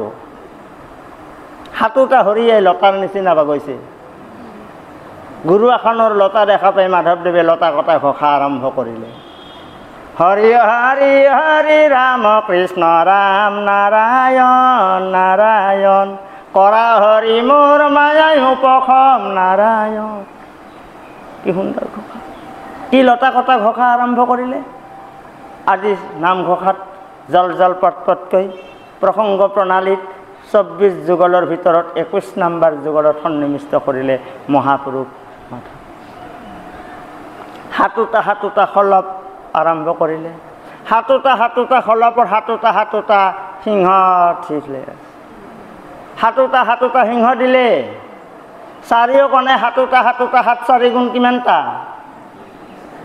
২৮টা সিংহ দিলে। দুইটাত ২৮টা সিংহ, চাৰিটা কণাত ৭ 4 গুণ ২৮টা সিংহ পালোঁ। ২৮টা সিংহটো আমি ভাঙি দিওঁ এইবাৰ। ২ + ৮ সমান ১×০ 10 পাম। ১×০ 10 পালোঁ। ১০ 10টোৰ যদি ১ কমে দিং ৯হে পাম, ৯৯ নহ'ব। ১×০ 10ৰ যদি ১ কমে দিং ৯ পাম, কিন্তু ৯৯ নহয়। ১×০ 10ৰ যদি শূন্যটো মুচি দেন ১ থাকিব। সমস্ত জীৱৰ ইষয়ক তুমি, একো বস্তু নাহিকে তোমাৰ ব্যতিৰেক। সমস্ত জীৱৰ ইষয়ক তুমি, একো বস্তু নাহিকে তোমাৰ ব্যতিৰেক। ১×০ 10ৰ এইবাৰ ১টো মুচি দেন শূন্য থাকিব। তুমি অবিহনে পৃথিৱীখন, তুমি অবিহনে পৃথিৱীখন শূন্য। এই ২৮টা সিংহৰ তত্ত্ব। সিংহৰ তলত আকৌ এটা কোনোবা জন্তু আছে। সিংহৰ তলত এটা প্ৰকাণ্ড হাতীৰ চিত্ৰ আছে। হাতীৰ তলত আকৌ এটা জন্তু আছে, সেই জন্তু হ'ল কাছু। কিয় বাৰু কাছুটো দিলে, কিয় বা হাতীটো দিলে? সিংহটো জানিলোঁ, বনৰ ৰজা সিংহ, নামৰূপী সিংহ, ৰাম নাম সিংহ, প্ৰমত্ত সিংহস্বৰূপ। তলত থাকিল কাছু। সকল জীৱাত কৰি কাছুৰ আয়ুস দীঘল। কাছুৰ পৰমায়ুস দীঘল। আমাৰো আয়ুস যিমানেই দীঘল নহওক কিয়, আয়ুসৰ প্ৰতীক হ'ল কাছু। কাছুটোৰ ওপৰত প্ৰমত্ত এটা হাতী আছে। হাতীটো হ'ল পাপৰ প্ৰতীক। আমাৰো পাপ যিমানেই ডাঙৰ নহওক কিয়, প্ৰমত্ত পাপ যিমানেই ডাঙৰ নহওক, হস্তিস্বৰূপা পাপ। হাতীটোৰ ওপৰত এটা সিংহ আছে, নামে তাক গ্ৰাস কৰে। প্ৰমত্ত সিংহ, কেশৰী সিংহই গ্ৰাস কৰে ৰাম নাম।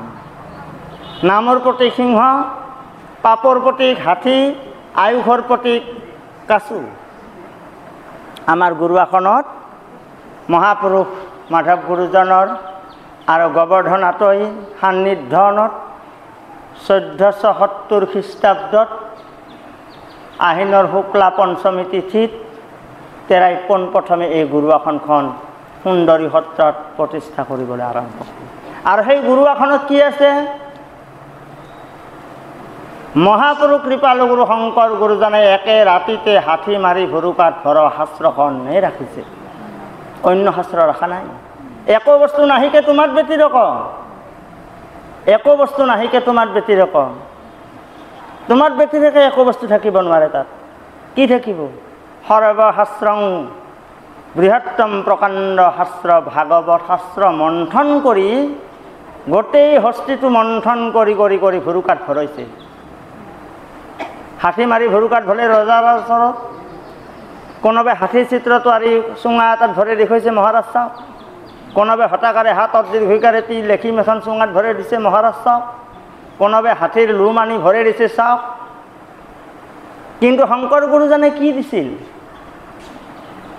12 স্কন্ধ ভাগৱত, প্ৰথম দ্বিতীয় স্কন্ধ গুণমালাৰ প্ৰথম অধ্যায় ৰাম নিৰঞ্জন পাতক ভঞ্জন নম নাৰায়ণ সংহাৰ কাৰণ ভকত তাৰণ তোমাৰ চৰণ।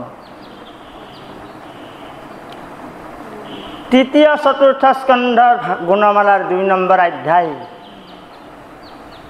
তৃতীয় আৰু চতুৰ্থ 12 স্কন্ধৰ মাত্ৰ 6টা অধ্যায় কাঢ়ি আনি মহাপুৰুষ শংকৰ গুৰুজনাই এটা সৰু বাঁহৰ চুঙাত ভৰাই পাট কাপোৰেৰে মেৰিয়াই তেওঁ গুৰু নৰনাৰায়ণ ৰজাৰ ওচৰত প্ৰদান কৰিলে।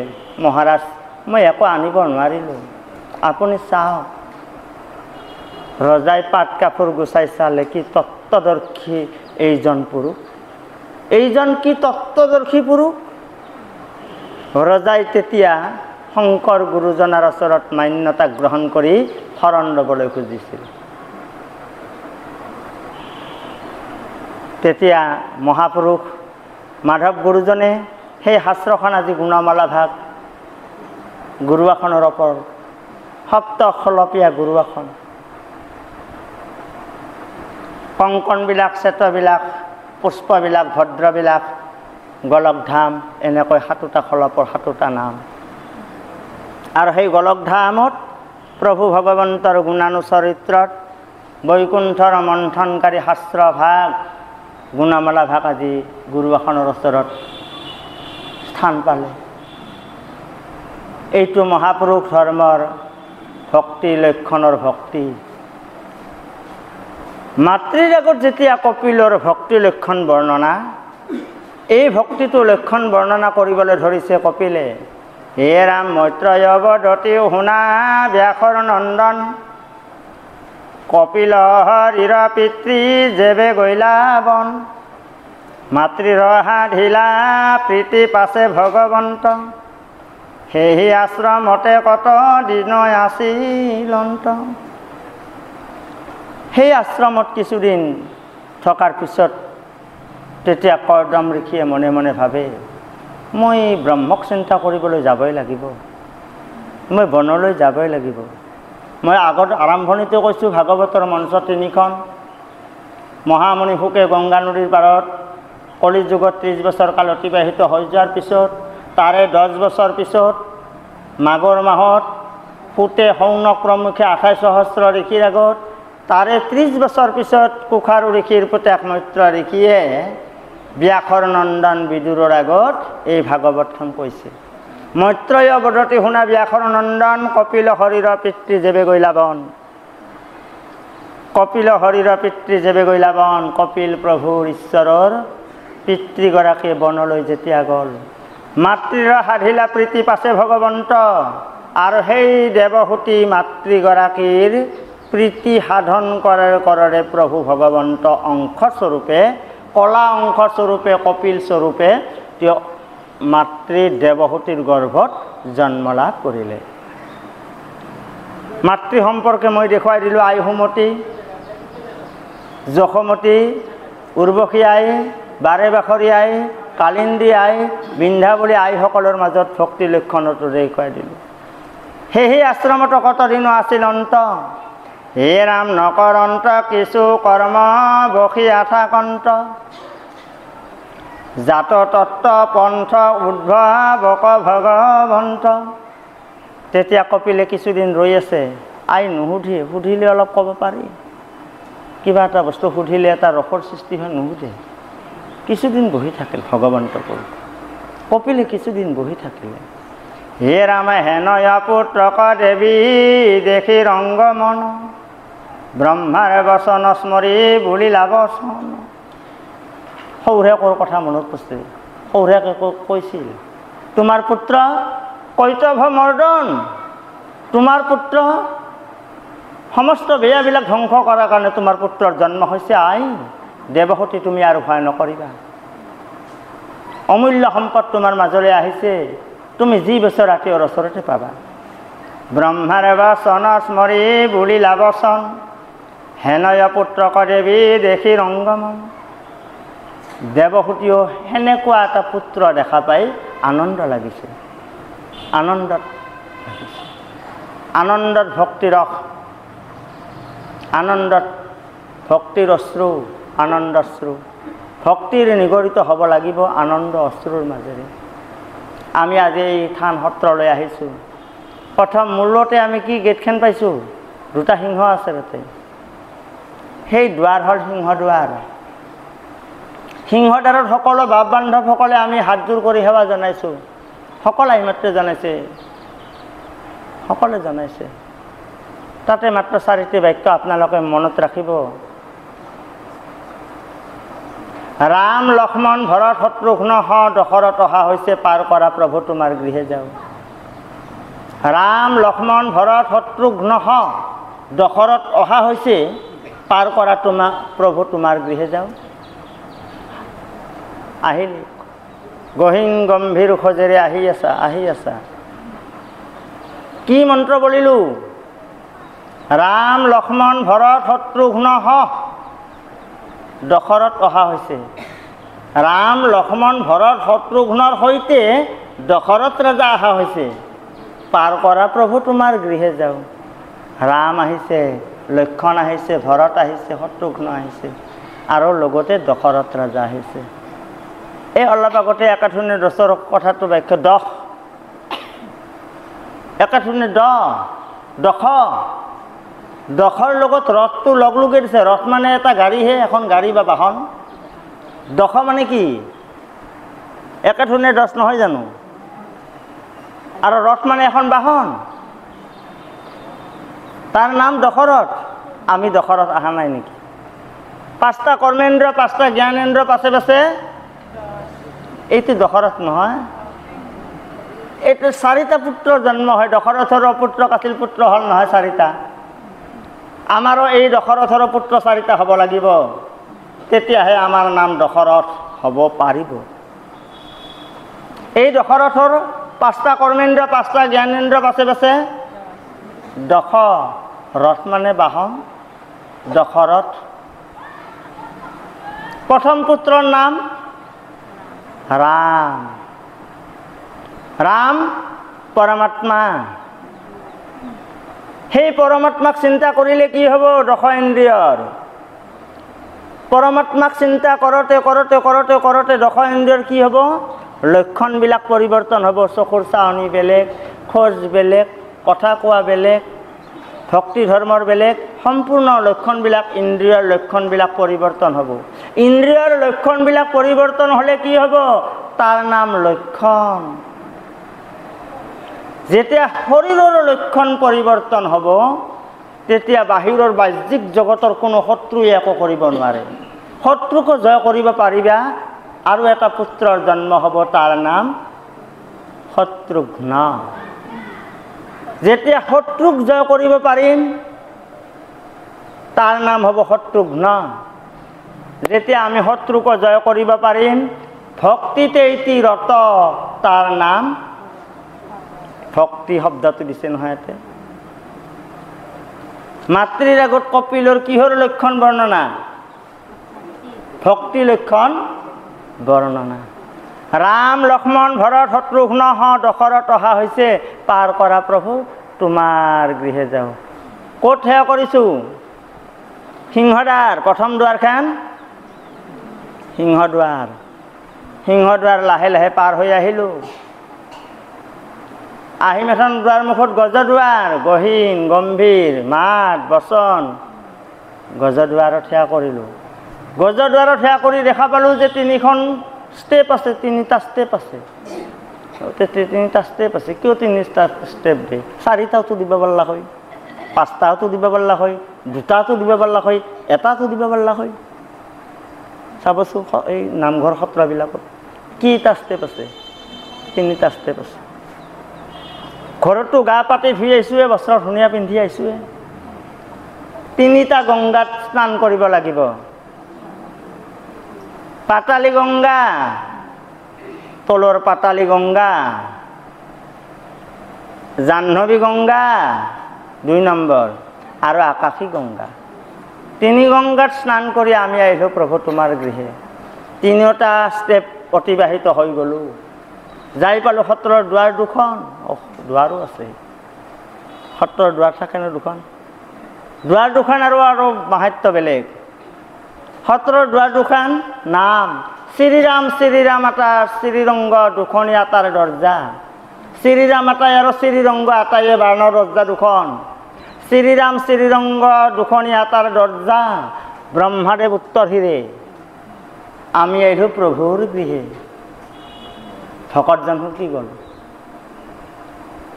ভকতজন কি গ'ল?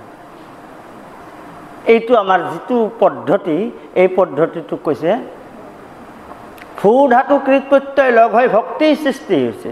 ভূ ধাতু লাগিব, কৃত প্ৰত্যয় লগ হৈ ভক্তিৰ সৃষ্টি।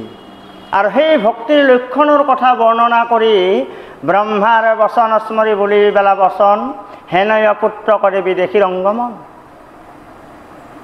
দেৱহূতিৰ এনেকুৱা পুত্ৰ দেখা পাই দেৱহূতিৰ মনত আনন্দ লাগিছে আৰু ব্ৰহ্মা কথাবিলাক মনত পৰিছে। হে ৰাম দেৱহূতি বদতি শুনিয়া মহাশ্ৰান্ত, ইন্দ্ৰিয়া পখন্তে মই ভৈল মহাশ্ৰান্ত। দেৱহূতি বদতি শুনিয়া মহাশ্ৰান্ত। হে বাপু শুন, ইন্দ্ৰিয়া পোহতে পোহতে পোহতে মই হাৰাশাস্তি হৈ গ'লোঁ। কি ইন্দ্ৰিয়া পুহিলে? 5টা কৰ্মেন্দ্ৰিয়, 5টা জ্ঞানেন্দ্ৰিয়, পাছে পাছে 10টা আৰু মনে সতি 11টা। আজি একাদশী নহয়, একাদশী মানে কি? একাদশী, একাদশী মানে 11 নাকি 12 হ'ব? 12তো নহয়, একাদশী বেলে চাওক কেনেকৈ ধুনীয়াকৈ মিলাই থৈ দিছে আমাৰ ভক্তিটো। আমাৰ ভক্তিটো কেনেকৈ মিলাই থৈ দিছে।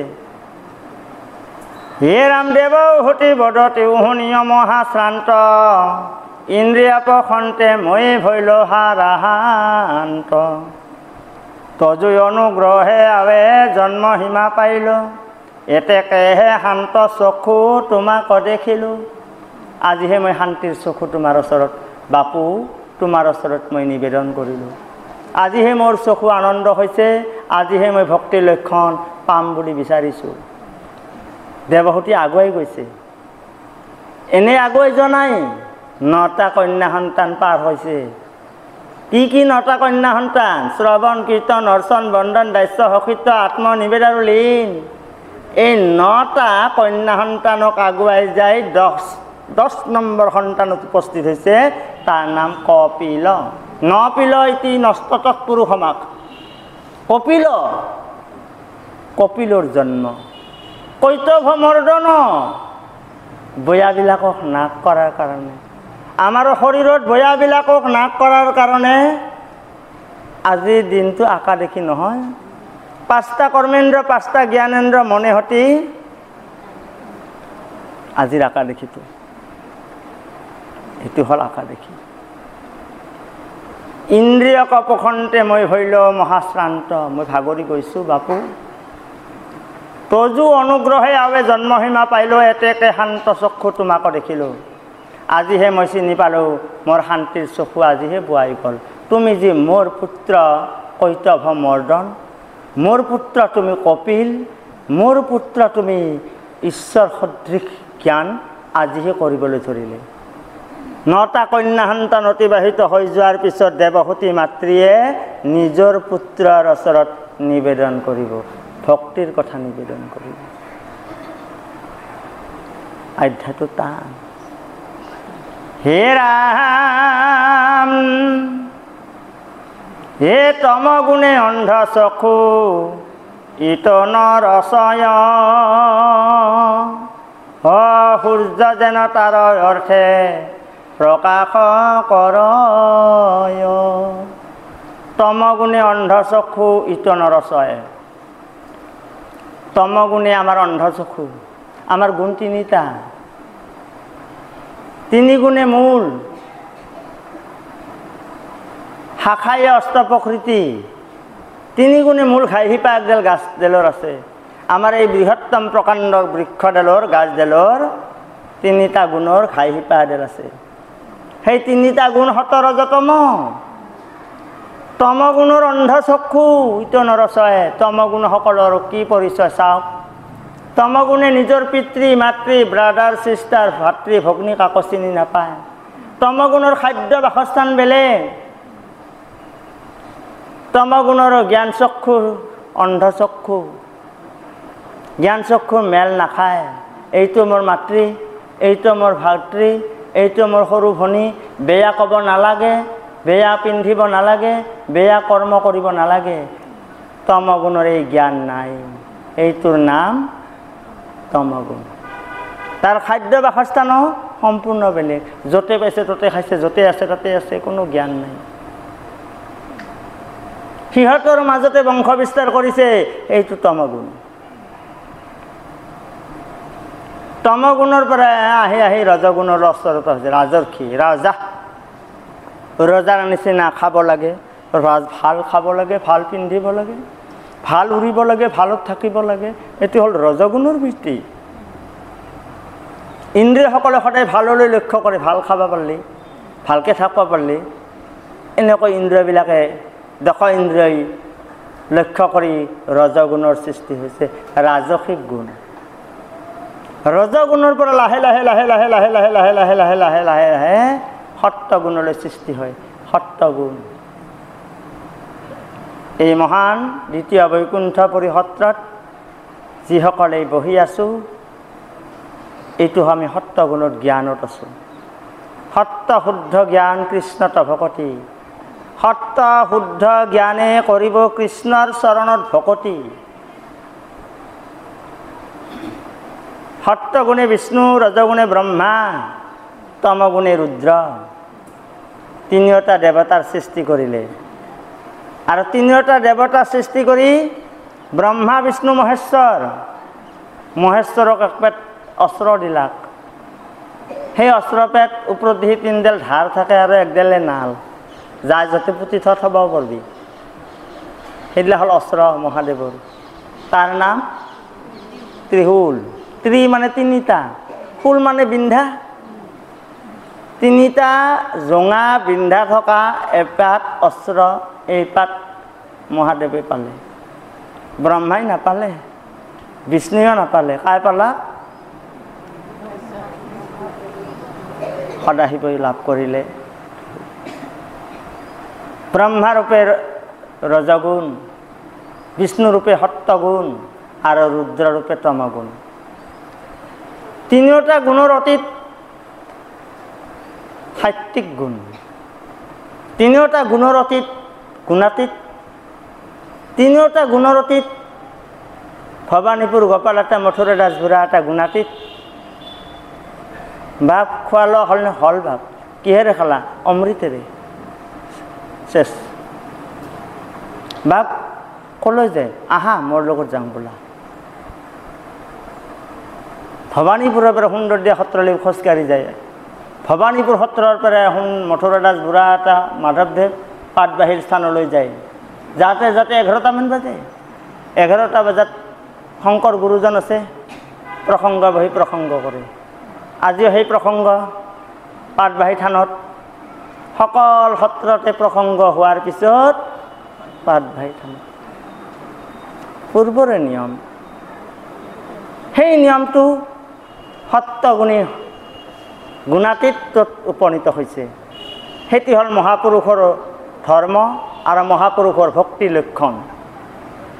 এনেকুৱা মহাপুৰুষৰ ভক্তি লক্ষণ মাতৃদেৱহূতে কৰিছিল। মই অন্ধ, তমগুণে অন্ধ চক্ষু ইটো নৰচয়। সূৰ্য যেন তাৰ অৰ্থে প্ৰকাশ কৰে। মই পূৰ্বতে অন্ধ চক্ষু হৈ অন্ধকাৰ দেখা পাইছিলোঁ বাচ্চা। তোমাৰ নিচিনা পৰম সূৰ্য ৰশ্মি পাই আজি মই পোহৰ পাইছোঁ। নিষ্পুত্ৰ প্ৰভু ভগৱন্ত কপিলৰ ওচৰত মাতৃগৰাকীয়ে নিবেদন কৰিছে, হে ৰাম আৰু মৰ মোহ দূৰ কৰি বেজুৱাই, অহং মম ভাৱ তুমি আশা কৰাই। আৰু মৰ মোহ দূৰ কৰি বেজুৱাই, অহং মম ভাৱ তুমি আশা কৰাই। তুমি অহং মম, অহং মানে মই, মম মানে মোৰ, অহং মম, অহং মানে মই, অহং গচ্ছামি, মই যাম। মম নাম, মোৰ নাম, দুটা বস্তু দেখোঁ। অহং মম, দেৱহূতি কৈছে যে অহং মম ভাৱ তুমি আচাহা কৰাই, তুমিয়ে মোক অহং মম ভাৱ বৰ্ণনা কৰি আছা। অহং মম, যেতিয়া মাতৃ যশোদাৰ গৃহত কৃষ্ণই তুলি তালি মাতৃ যশোদাৰ লালন পালনত কৃষ্ণ লাহে লাহে ডাঙৰ হ'বলৈ ধৰে, কৃষ্ণৰ যেতিয়া ৫ বছৰ অতিবাহিত হয় তেতিয়া গোৱালিপাৰাত অনেক দুষ্টালি কৰে। গাই নতু দুহন্তে ডামুৰি মেলে গৈ, বাণ্ডাৰক খাইবে গোবিন্দ কিন্ন চান্দ, বাণ্ডাৰে নাখান্ত জানি কোবাই ভাঙে ভাণ্ড, এইবিলাক কৃষ্ণই অত্যাচাৰ কৰিব ধৰিল। আৰু গোৱালিপাৰাৰ গোপিনীসকলে মাতৃ যশোদাক গোচৰ দেই, হে মাই যশোৱা, তেৰি কানাই অত দুষ্ট কৰল হ, তোমাৰ পুত্ৰ ইমান দুষ্ট কৰে। দধিৰ ভাণ্ড ভাংগাই, গাই নতু দুহন্তে ডামুৰি মেলে গৈ, গৃহত ভৎসিয়া পলাই জান্ত বনমালি। আন্ধাৰতো খুজি পান্ত নাযায়, আন্ধাৰতো লুকানো নাযায়, অত দুষ্ট। এই যাক গোপিনীয় যশোদাক গোচৰ দেই, সেই যাক গোপিনীয় যশোদাক গোচৰ দেই, আৰু কেইটামান সেই যশোদাকে গোচৰ দেই, আৰু কেইজন মানে সেই যশোদাকে গোচৰ দেই। উপায় অন্তৰ হয় যশোদাই পিছে পিছে যশোদাই কৃষ্ণক ধৰিবলৈ যায়। পিছে পিছে যশোদাই দৌৰি দৌৰি দৌৰি কৃষ্ণই তুৰকে দৌৰে, যশোদাই পিছে পিছে দৌৰে, লাগাল নিদিয়ে। অ কানাই লয়নো চুৰ কৰা গৈ কতে, অত দুষ্ট হলি লয়নো চুৰ কৰিলি গোৱালি ডাকিছে মোকে। অ কানাই লয়নো চুৰ কৰা গৈ কতে, অত দুষ্ট হলি লয়নো চুৰ কৰিলি গোৱালি ডাকিছে মোকে। গোৱালীবিলাকে মোক ডাকিছে, গোৱালীবিলাকে মোক গোচৰ দিছে। তৎক্ষণাৎ কৃষ্ণই থেৰ কৰি ৰৈ গ'ল, থাপ মাৰি যশোদাই ধৰিছে। এতিয়া যশোদাই খেদতে কৃষ্ণই আগে আগে গৈছিল না যশোদাৰ পাছে পাছে গৈছিল? কৃষ্ণ আগে আগে গৈছে। আমিও ভক্তিৰ আগে আগে দৌৰিব লাগিব না পাছে পাছে দৌৰিব লাগিব? এতিয়া ভক্তি আগত ৰাখি দৌৰক। আমি সকল যশোদাই ভক্তি কৃষ্ণক আগত ৰাখি দৌৰক, কিমান পাৰে দৌৰক, তেওঁক লাগাল দিব লাগিব। এটা সময়ত তেওঁক ভাগৰি পৰি লাগাল দিব পৰম ব্ৰহ্ম। ঠে কৰি ৰৈ গ'ল, থাপ মাৰি যশোদাই ধৰিলে। ধৰি কি কৰে এইবাৰ? বান্ধিবলৈ মন কৰিলে। আৰু যদি জৰা দেই তথাপি 2 আঙ্গুল নাতে, গৃহৰ যতেক জৰি আছে তাকো আনি জৰা দিলা, তথাপি 2 আঙ্গুলিল নাতিলা। গোৱালিপাৰাৰ যতেক জৰি আছে তাকো আনি জৰা দিলা, তথাপি 2 আঙ্গুল নাতিলা। যশোদা মাতৃৰ গৃহত জৰিৰ অভাৱ, যশোদা গোৱালি ৰাণী, নন্দৰ ঘৰত জৰিৰ অভাৱ। সেই জৰিডাল কোন? কিয় নাতে 2 আঙ্গুল? কিয় 2 আঙ্গুল জৰি নাতেনি হয়? এই 2 আঙ্গুল জৰি নাটনি কাৰ আছে? আমাৰ সকলোৰে যশোদাৰে আছে। দেৱহূতিৰ 2 আঙ্গুল জৰি নাটনি হৈছে। দেৱহূতি আহি 2 আঙ্গুল জৰি নাটনি হৈছে, আৰু আমাৰো 2 আঙ্গুল জৰি নাটনি। সেই 2 আঙ্গুল জৰি অহং মম। যেতিয়া যশোদাই কৃষ্ণক বান্ধিব ধৰে তেতিয়া টানি টানি বান্ধে। তেতিয়া গোৱালিপাৰা গোৱালীসকলে আকৌ আহে, হে মাই যশোৱা, নাবান্ধহ নাবান্ধহ, তেৰি কানাইকে নাবান্ধহ, তেৰি কানাইকে নাবান্ধহ মাই যশোৱা। তেতিয়া যশোদাই ত্ৰিভংগ গালি দিয়ে গোৱালীসকলক, আহে বেংগছ পুত্ৰ হব, মেৰি কানাইকে হামু বান্ধলহ, মোৰ কানাইকে মই বান্ধিছোঁ। মেৰি কানাইকে, মোৰ পুত্ৰক মই বান্ধিছোঁ, মোৰ পুত্ৰক মই বান্ধিছোঁ। মেৰি কানাইকে হামু বান্ধলহ, তাছেকে কাছে হলহ। তোমালোকৰ মাত মাতিবলগীয়া কি হৈছে? আহে বেংগছ পুত্ৰ হ'ব, আহে বেংকামুৱাৰ ল'ৰা ছোৱালীসকল, মোৰ কানাইকে মই বান্ধিছোঁ, তোমালোকৰ বাৰু কি হৈছে? মোৰ কানাইকে মই বান্ধিছোঁ, মোৰ পুত্ৰ অহং অহং মম মানে মোৰ পুত্ৰক মই বান্ধিছোঁ। এই 2 আঙুল জৰিৰ কাৰণে যশোদাই কৃষ্ণক বান্ধিব পৰা নাছিল। বান্ধি বান্ধি বান্ধি বান্ধি যশোদাই হাৰাশাস্তি হৈ গ'ল।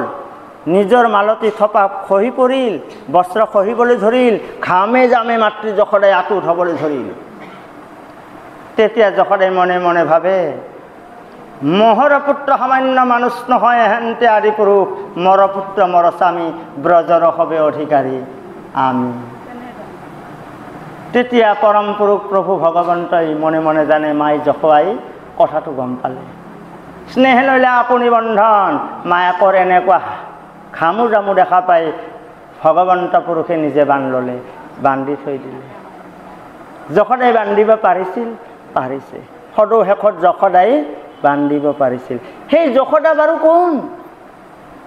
কাক বান্ধিছে? আমি বান্ধিব আহিছোঁ, গোপলতাৰ থান সত্ৰত বান্ধিব আহিছোঁ সেই কৃষ্ণ দুষ্ট কৃষ্ণ যশোদাক। কিহেৰে বান্ধিব লাগিব? প্ৰেমৰ জোৰে বান্ধিব লাগিব। যিডাল জৰিৰে আমাক বান্ধিছে, দাম মানে পাঘ, পাঘা, গৰু বান্ধা পাঘা। উদৰ মানে পেট, গহ্বৰ। দাম মানে পাঘা, উদৰ মানে পেট। গোটেই বিশ্ব ব্ৰহ্মাণ্ডখন এডাল জৰিৰে কৃষ্ণই আমাক বান্ধিছে, তাৰ নাম দামোদৰ। আৰু আমি ভকতসকলে মাতৃ যশোদা হৈ সেই কৃষ্ণক বান্ধিব লাগিব প্ৰেমৰ জোৰে, ভক্তিৰ জোৰে। সেই ভক্তিৰ জৰিডালে আমি তেওঁক বান্ধিব লাগিব। সেই ভক্তিৰ জৰিডাল দেৱহূতে বিচাৰিছে।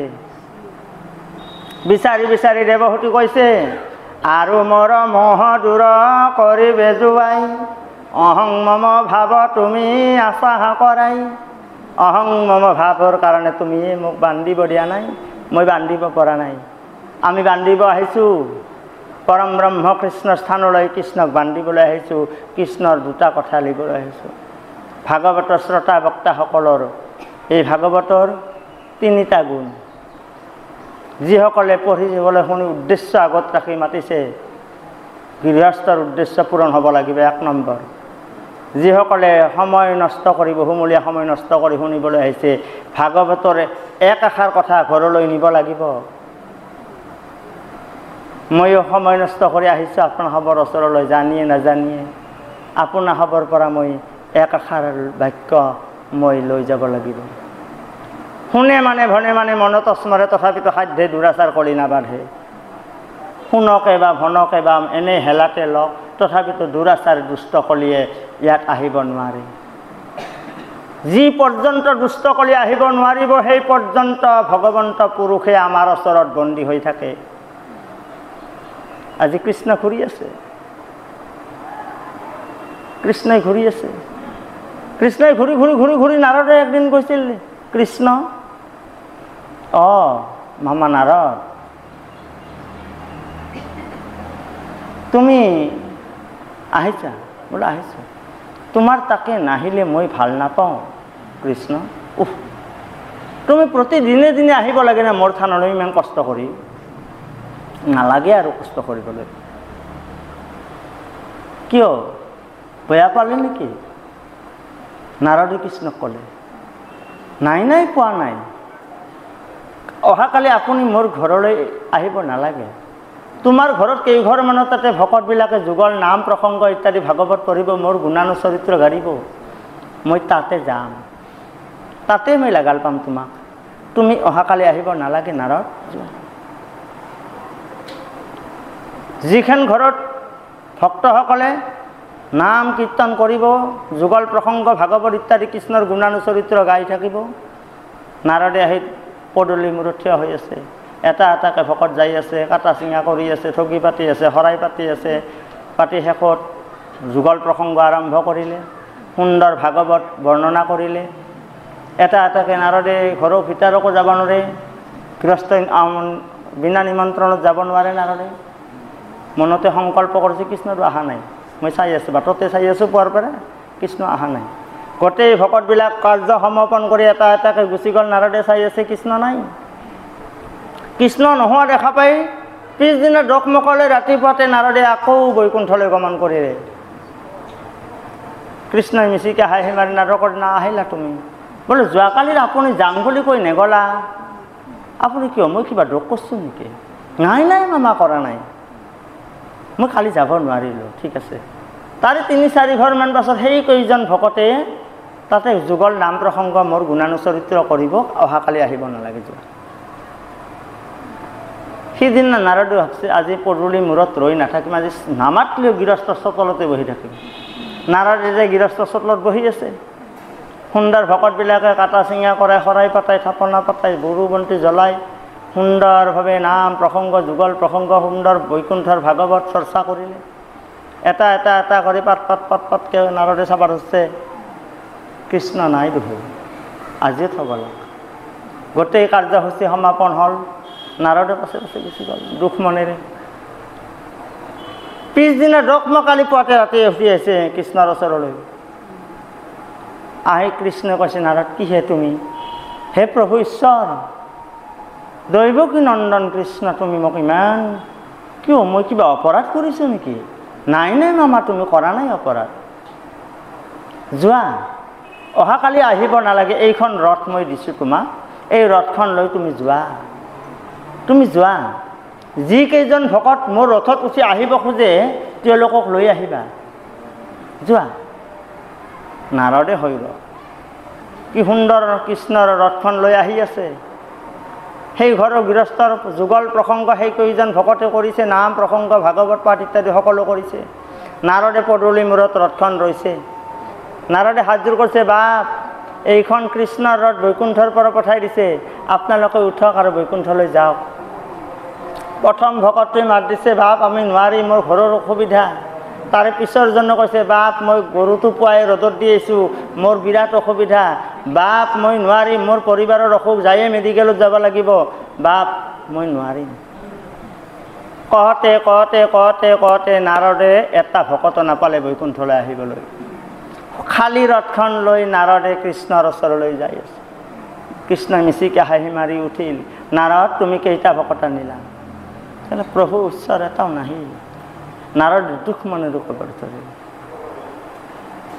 নচ মে বৈকুণ্ঠ যোগিনাং হৃদয় নচ একান্ত মদভক্তং যত্ৰ গায়ত্ৰী তৎপ্ৰতিষ্ঠামি নাৰদ। হে নাৰদ, মই যোগীৰ হৃদয়তো নাথাকোঁ,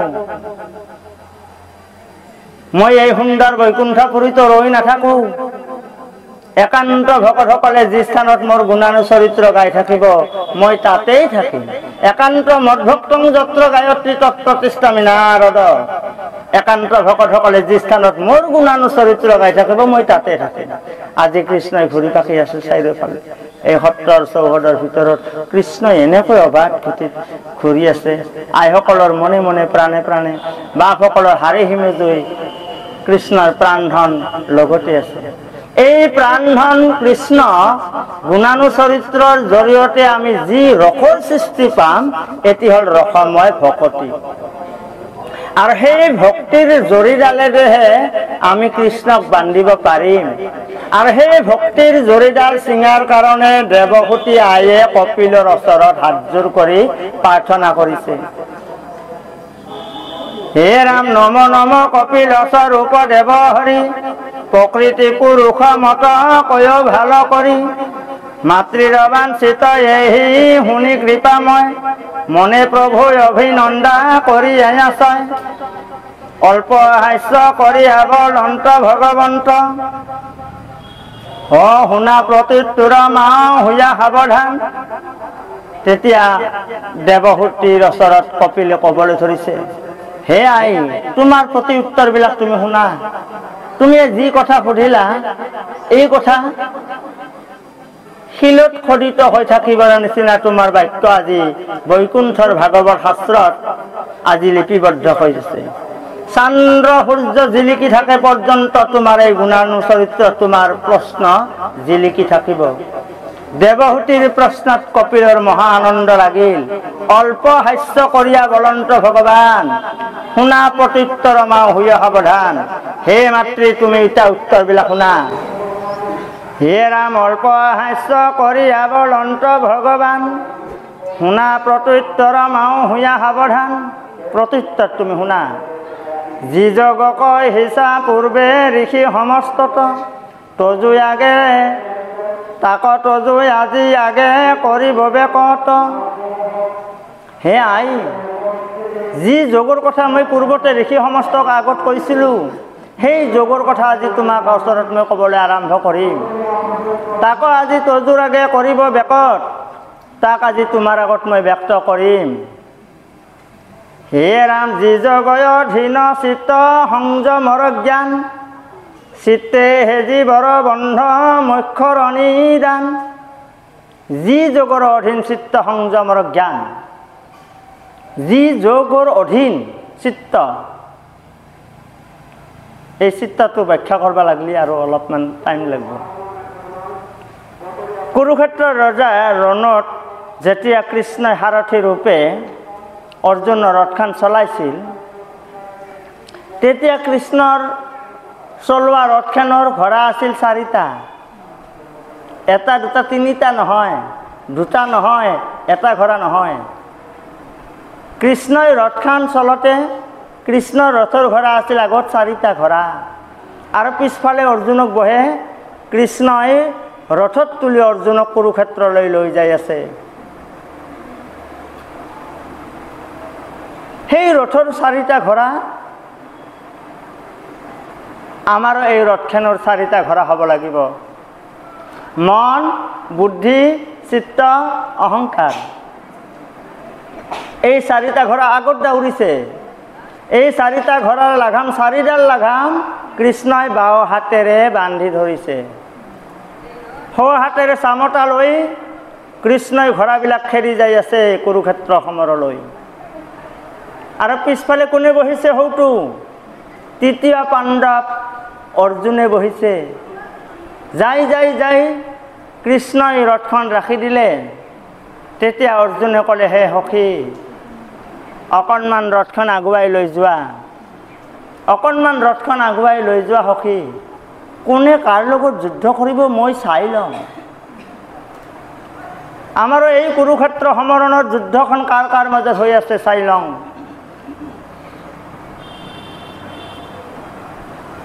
যি যোগ কহিছা ঋষি পূৰ্ব সমস্তত তাক আজি তজু আগে কৰিব বেকত।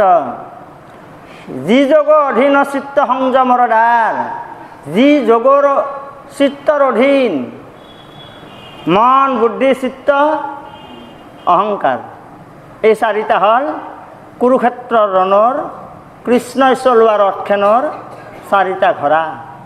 3 নম্বৰ ঘোঁৰাটোৰ নাম হ'ল চিত্ত, মন, বুদ্ধি, চিত্ত। 3 নম্বৰ ঘোঁৰাটো সংযমৰ দুৱাৰ হ'ল জ্ঞান। যি যোগ, সেয়াই পূৰ্বতে মই ঋষি সমস্তক যি যোগৰ কথা কৈছিলোঁ, তোমাৰ আগতো মই যোগৰ কথা ক'ম। যোগ কি যোগ বাপা? যোগ কৰ্মচৌ কৌশলম। যোগ হ'ল কৰ্মৰ একোটা কৌশলহে। যোগ হ'ল কৰ্মৰ একোটা কৌশল। যোগ, সেই যোগ চিত্তৰ সংযমৰ জ্ঞান। প্ৰথমতে আহি তোমাৰ চিত্ত সংযম কৰা জ্ঞানটো মই তোমাক দেখুৱাই দিম। আমি ধৰ্ম ধৰ্ম ধৰ্ম কি ধৰ্ম? আমাৰ মহাপুৰুষীয়া ধৰ্ম। ক'ত শৰণ লৈছা? অমুক সত্ৰত। ক'ত শৰণ লৈছা? তমুক সত্ৰত। আমাৰ ধৰ্ম মহাপুৰুষীয়া ধৰ্ম। আমাৰ ধৰ্মটো 4 নম্বৰত ৰৈ আছে। প্ৰথম জ্ঞান। জ্ঞানক মন্থন কৰি কৰি কৰি কৰি কৰি এটা ফল পাম। সেই ফলটো হ'ব বিজ্ঞান। বিজ্ঞানক আকৌ মন্থন কৰি কৰি কৰি কৰি কৰি কৰি এটা ফল পাম। সেই ফলটোৰ নাম হ'ব দৰ্শন। দৰ্শনক আকৌ মন্থন কৰি কৰি কৰি কৰি এটা ফল পাম। সেই ফলটোৰ নাম হ'ব ধৰ্ম। ধাৰয়তে ইতি ধৰ্ম। যাক ধাৰণ কৰি ৰাখিব পাৰে সেইটো হ'ল, গিলাচটোৱে পানীখিনিক ধাৰণ কৰি ৰাখিছে। গিলাচে ভাবিছে মই ধৰি থাকিম দে, যিমান সময় থকা মই সিমান সময়ে ধৰি থাকিম, মই কোনো বেজাৰ নাপাওঁ। আমি ধৰ্ম ত্ৰি ধাতু কৃত প্ৰত্যয় লগ হৈ ত্ৰি ধাৰয়তে ইতি ধৰ্ম। এই ধৰ্মটো পাবলৈ ওপৰত তিনিটা বস্তু ডাঙৰ বস্তু আছে। প্ৰথম জ্ঞান, জ্ঞানক উপলব্ধ কৰি মন্থন কৰি কৰি কৰি কৰি বিজ্ঞান, বিজ্ঞান মানে সত্য, science is result without blind, ধৰ্ম বিজ্ঞান অবিহনে খৰা। আৰু ধৰ্ময়ো কৈছে ময়ো বিজ্ঞান অবিহনে বাপা পংগু দে, ময়ো খৰা দে। এই ধৰ্ম আৰু বিজ্ঞান টাকাটোৰ ইপিঠি আৰু সিপিঠি। এটা 5 টকীয়া কইনছ এটা লৈ গ'লোঁ দোকানী ক'লোঁ, দোকানী মোক তামোল এখন দি আৰু এক পিঠি ৰাখ আৰু এক পিঠি ঘূৰাই দি। দোকানী ক'ব কিনো ইয়াৰ কিবা হৈছে নেকি, কিবা এক পিঠি ৰাখ এক পিঠি ঘূৰাই দি। ঐ বাপু, এই টাকাটোৰ এক পিঠি মই দিব নোৱাৰিম ঘূৰাই, টাকাটো গোটেই ৰাখিম মই। হয় নেকি, ঘূৰাই দিবা নৰা? নৰো দেখোন। টাকাটোৰ এক পিঠি হ'ল ধৰ্ম, এক পিঠি হ'ল বিজ্ঞান। Science is result without blind, ধৰ্ম বিজ্ঞান অবিহনে খৰা। বিজ্ঞানে কৈছে ময়ো ধৰ্ম অবিহনে ময়ো পংগু বা খৰা, দুটা অতঃপ্ৰত সম্পৰ্ক। গতিকে প্ৰথম লাগিব জ্ঞান, চিত্ত সংযমৰ লাগিব প্ৰথম দুৱাৰ, প্ৰথম ঘোঁৰাটো শান্ত কৰাৰ কাৰণে জ্ঞান। মন বুদ্ধি চিত্ত, চিত্তটো কেই নম্বৰ ঘোঁৰা? 3 নম্বৰ ঘোঁৰা। মন বুদ্ধিটো আছেই আৰু। এতিয়া চিত্তটো শব্দ পালোঁ নহয়, যি যোগ অধীন চিত্ত সংযমৰ জ্ঞান, চিত্তেহে জীৱৰ বন্ধ মোক্ষৰ নিদান। চিত্তহে জীৱবিলাকৰ মোক্ষৰ বন্ধন, বান্ধি থ'ব বান্ধ। এৰি লেটাবিলাক দেখছে না আপোনালোকে? এইসকলে দেখবা লাগে, বুঢ়া মানুহ বয়সস্থ মানুহ দেখবা লাগে আপোনালোকে এৰি লেটাবিলাক। এৰি লেটাবিলাকে জন্মি মেথন সৰু সৰু কমল কুঁহি পাতবিলাক খায়, পাত পলুবিলাক খাই থাকে। খাওঁতে খাওঁতে খাওঁতে খাওঁতে খাওঁতে খাওঁতে শেষকলৈকে বেছি ডাঙা হয়। খাই খাই খাই 13 দিন হয়। 13 দিনত একদিন জ্বৰ উঠে তাহাৰ, নাখয়হীন না, লেৰেং ফেৰেংকৈ থাকে। 14 দিনত মৰু নমৰুকৈ থাকে। 15 দিনত মুখেৰে আঠা বাহিৰ হয়, আঠা বাহিৰ হৈ 15 দিনৰ দিনা আঠা সেই মুচি থাকে এৰি লেটাই। ইমান আঠা ওলয় না, আমাৰ পানী লাগলি যেনেকৈ ইমান পানী লাগছে না ভাই, ওললে ভাই কি কৰবি উপায় নাই। এৰি লেটাই মুখেৰে ওলাই থাকে ওলাই থাকে ওলাই থাকে ওলাই থাকে। আঠাবিলাকে যাই যাই যাই, এৰি লেটাটো সৰু হৈ আঠাবিলাক যাই আছে। এহে মুচতে ঢাপচাতে ধুপচাতে ধুপচাতে এৰি লেটাই ভিতৰত বন্ধন হৈ থাকে। 3 দিন পাছত পখিলা হৈ এইবাৰ এৰি লেটাই আহে, একেবাৰে জ্ঞান শূন্য পখিলা হৈ। আকৌ ডিমা পাৰে, কণী একে ৰাতিতে পাৰি সুন্দৰ পাতল বগা কাপোৰত কণীবিলাক জাপিয়াই থয়। 24 ঘণ্টাৰ ভিতৰত কাপোৰখন গুচাই চাই এৰি লেটাই সৰু সৰু জন্ম হৈছে। আকৌ কমল পাত দেই, আকৌ এৰি লেটাই খাই খাই খাই খাই খাই 13 দিনত জ্বৰ উঠে, 14 দিনত মৰু নমৰুকৈ থাকে, 15 দিনত আকৌ মুখেৰে লালতি ওলায়। এৰি লেটাই বন্ধনৰ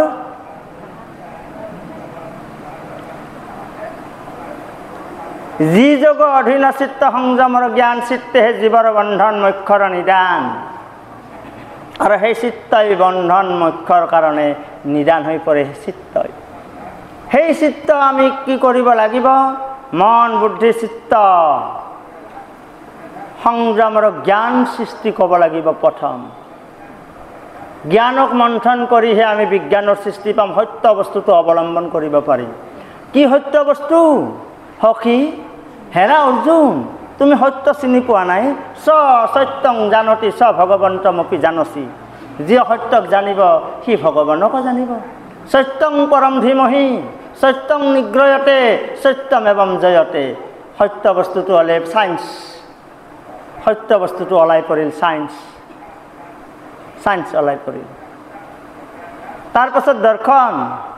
ভাই 2:30 বাজিল, বইনি যাব লাগে যাব লাগে। মই গা ধুইছোঁ অলপ সময় ৰছোঁ, 5 মিনিট ফটাটো পিন্ধি এই যিটো আগধৰি আহে নহয়, যাব লাগিব আজি সত্ৰ ভাগৱত যাবই লাগিব। এই যিটো আগধৰি আহে, পিন্ধি উৰি আহে, সাজি কাচি সুন্দৰ ভক্তি ৰাজ্যত আহে, এটি হ'ল দৰ্শন। আহি সুন্দৰকৈ বহিছোঁ, বহি 3টা বজাত আৰম্ভ কৰিছোঁ, 5টা বজাত ছুটি, 5টা বাজি গ'ল। এটি হ'ল ধৃ ধাতু কৃত প্ৰত্যয় লগ হৈ ধাৰণ কৰিছে। কোনে ধাৰণ কৰিছে? বৈকুণ্ঠৰ কল্পতৰু মহাভাগৱত শাস্ত্ৰই ধাৰণ কৰি ৰক্ষা কৰি ৰাখিছে। ধৃ ধাতু ধৈ ধাৰয়তে ইতি ধৰ্ম। ইয়াক ধাৰণ কৰি ৰাখিব ক্ষমতাটো বৈকুণ্ঠৰ ভাগৱত শাস্ত্ৰয়ে ৰাখিলে। আৰু যোগটো হ'ল জানাই কি যোগ? যোগ কৰ্মচৌ কৌশলম। যোগ হ'ল কৰ্মৰ একোটা কৌশল, কৰ্ম কৰাৰ একোটা কৌশল। সেই কৌশলটো হ'ল যোগ। গতিকে আমাৰো কৰ্মবিলাকৰ কিছুমান কৌশল আছে।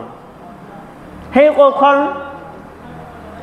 পিছত মই আৰু এদিন পালা আছে, সিদিনা লাগে ব্যাখ্যা কৰি দিম। আজি সময়ো দাস, সময়ৰ লগে লগে আমি অতিবাহিত হ'ব লাগিব।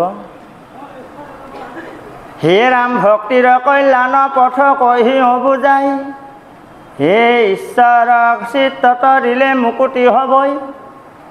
মন শুদ্ধি আদি কৰি য'তে কয়া ছয়, সৎসংগ হবাৰ মূল জানিবা নিশ্চয়। শেষত কি ক'লা?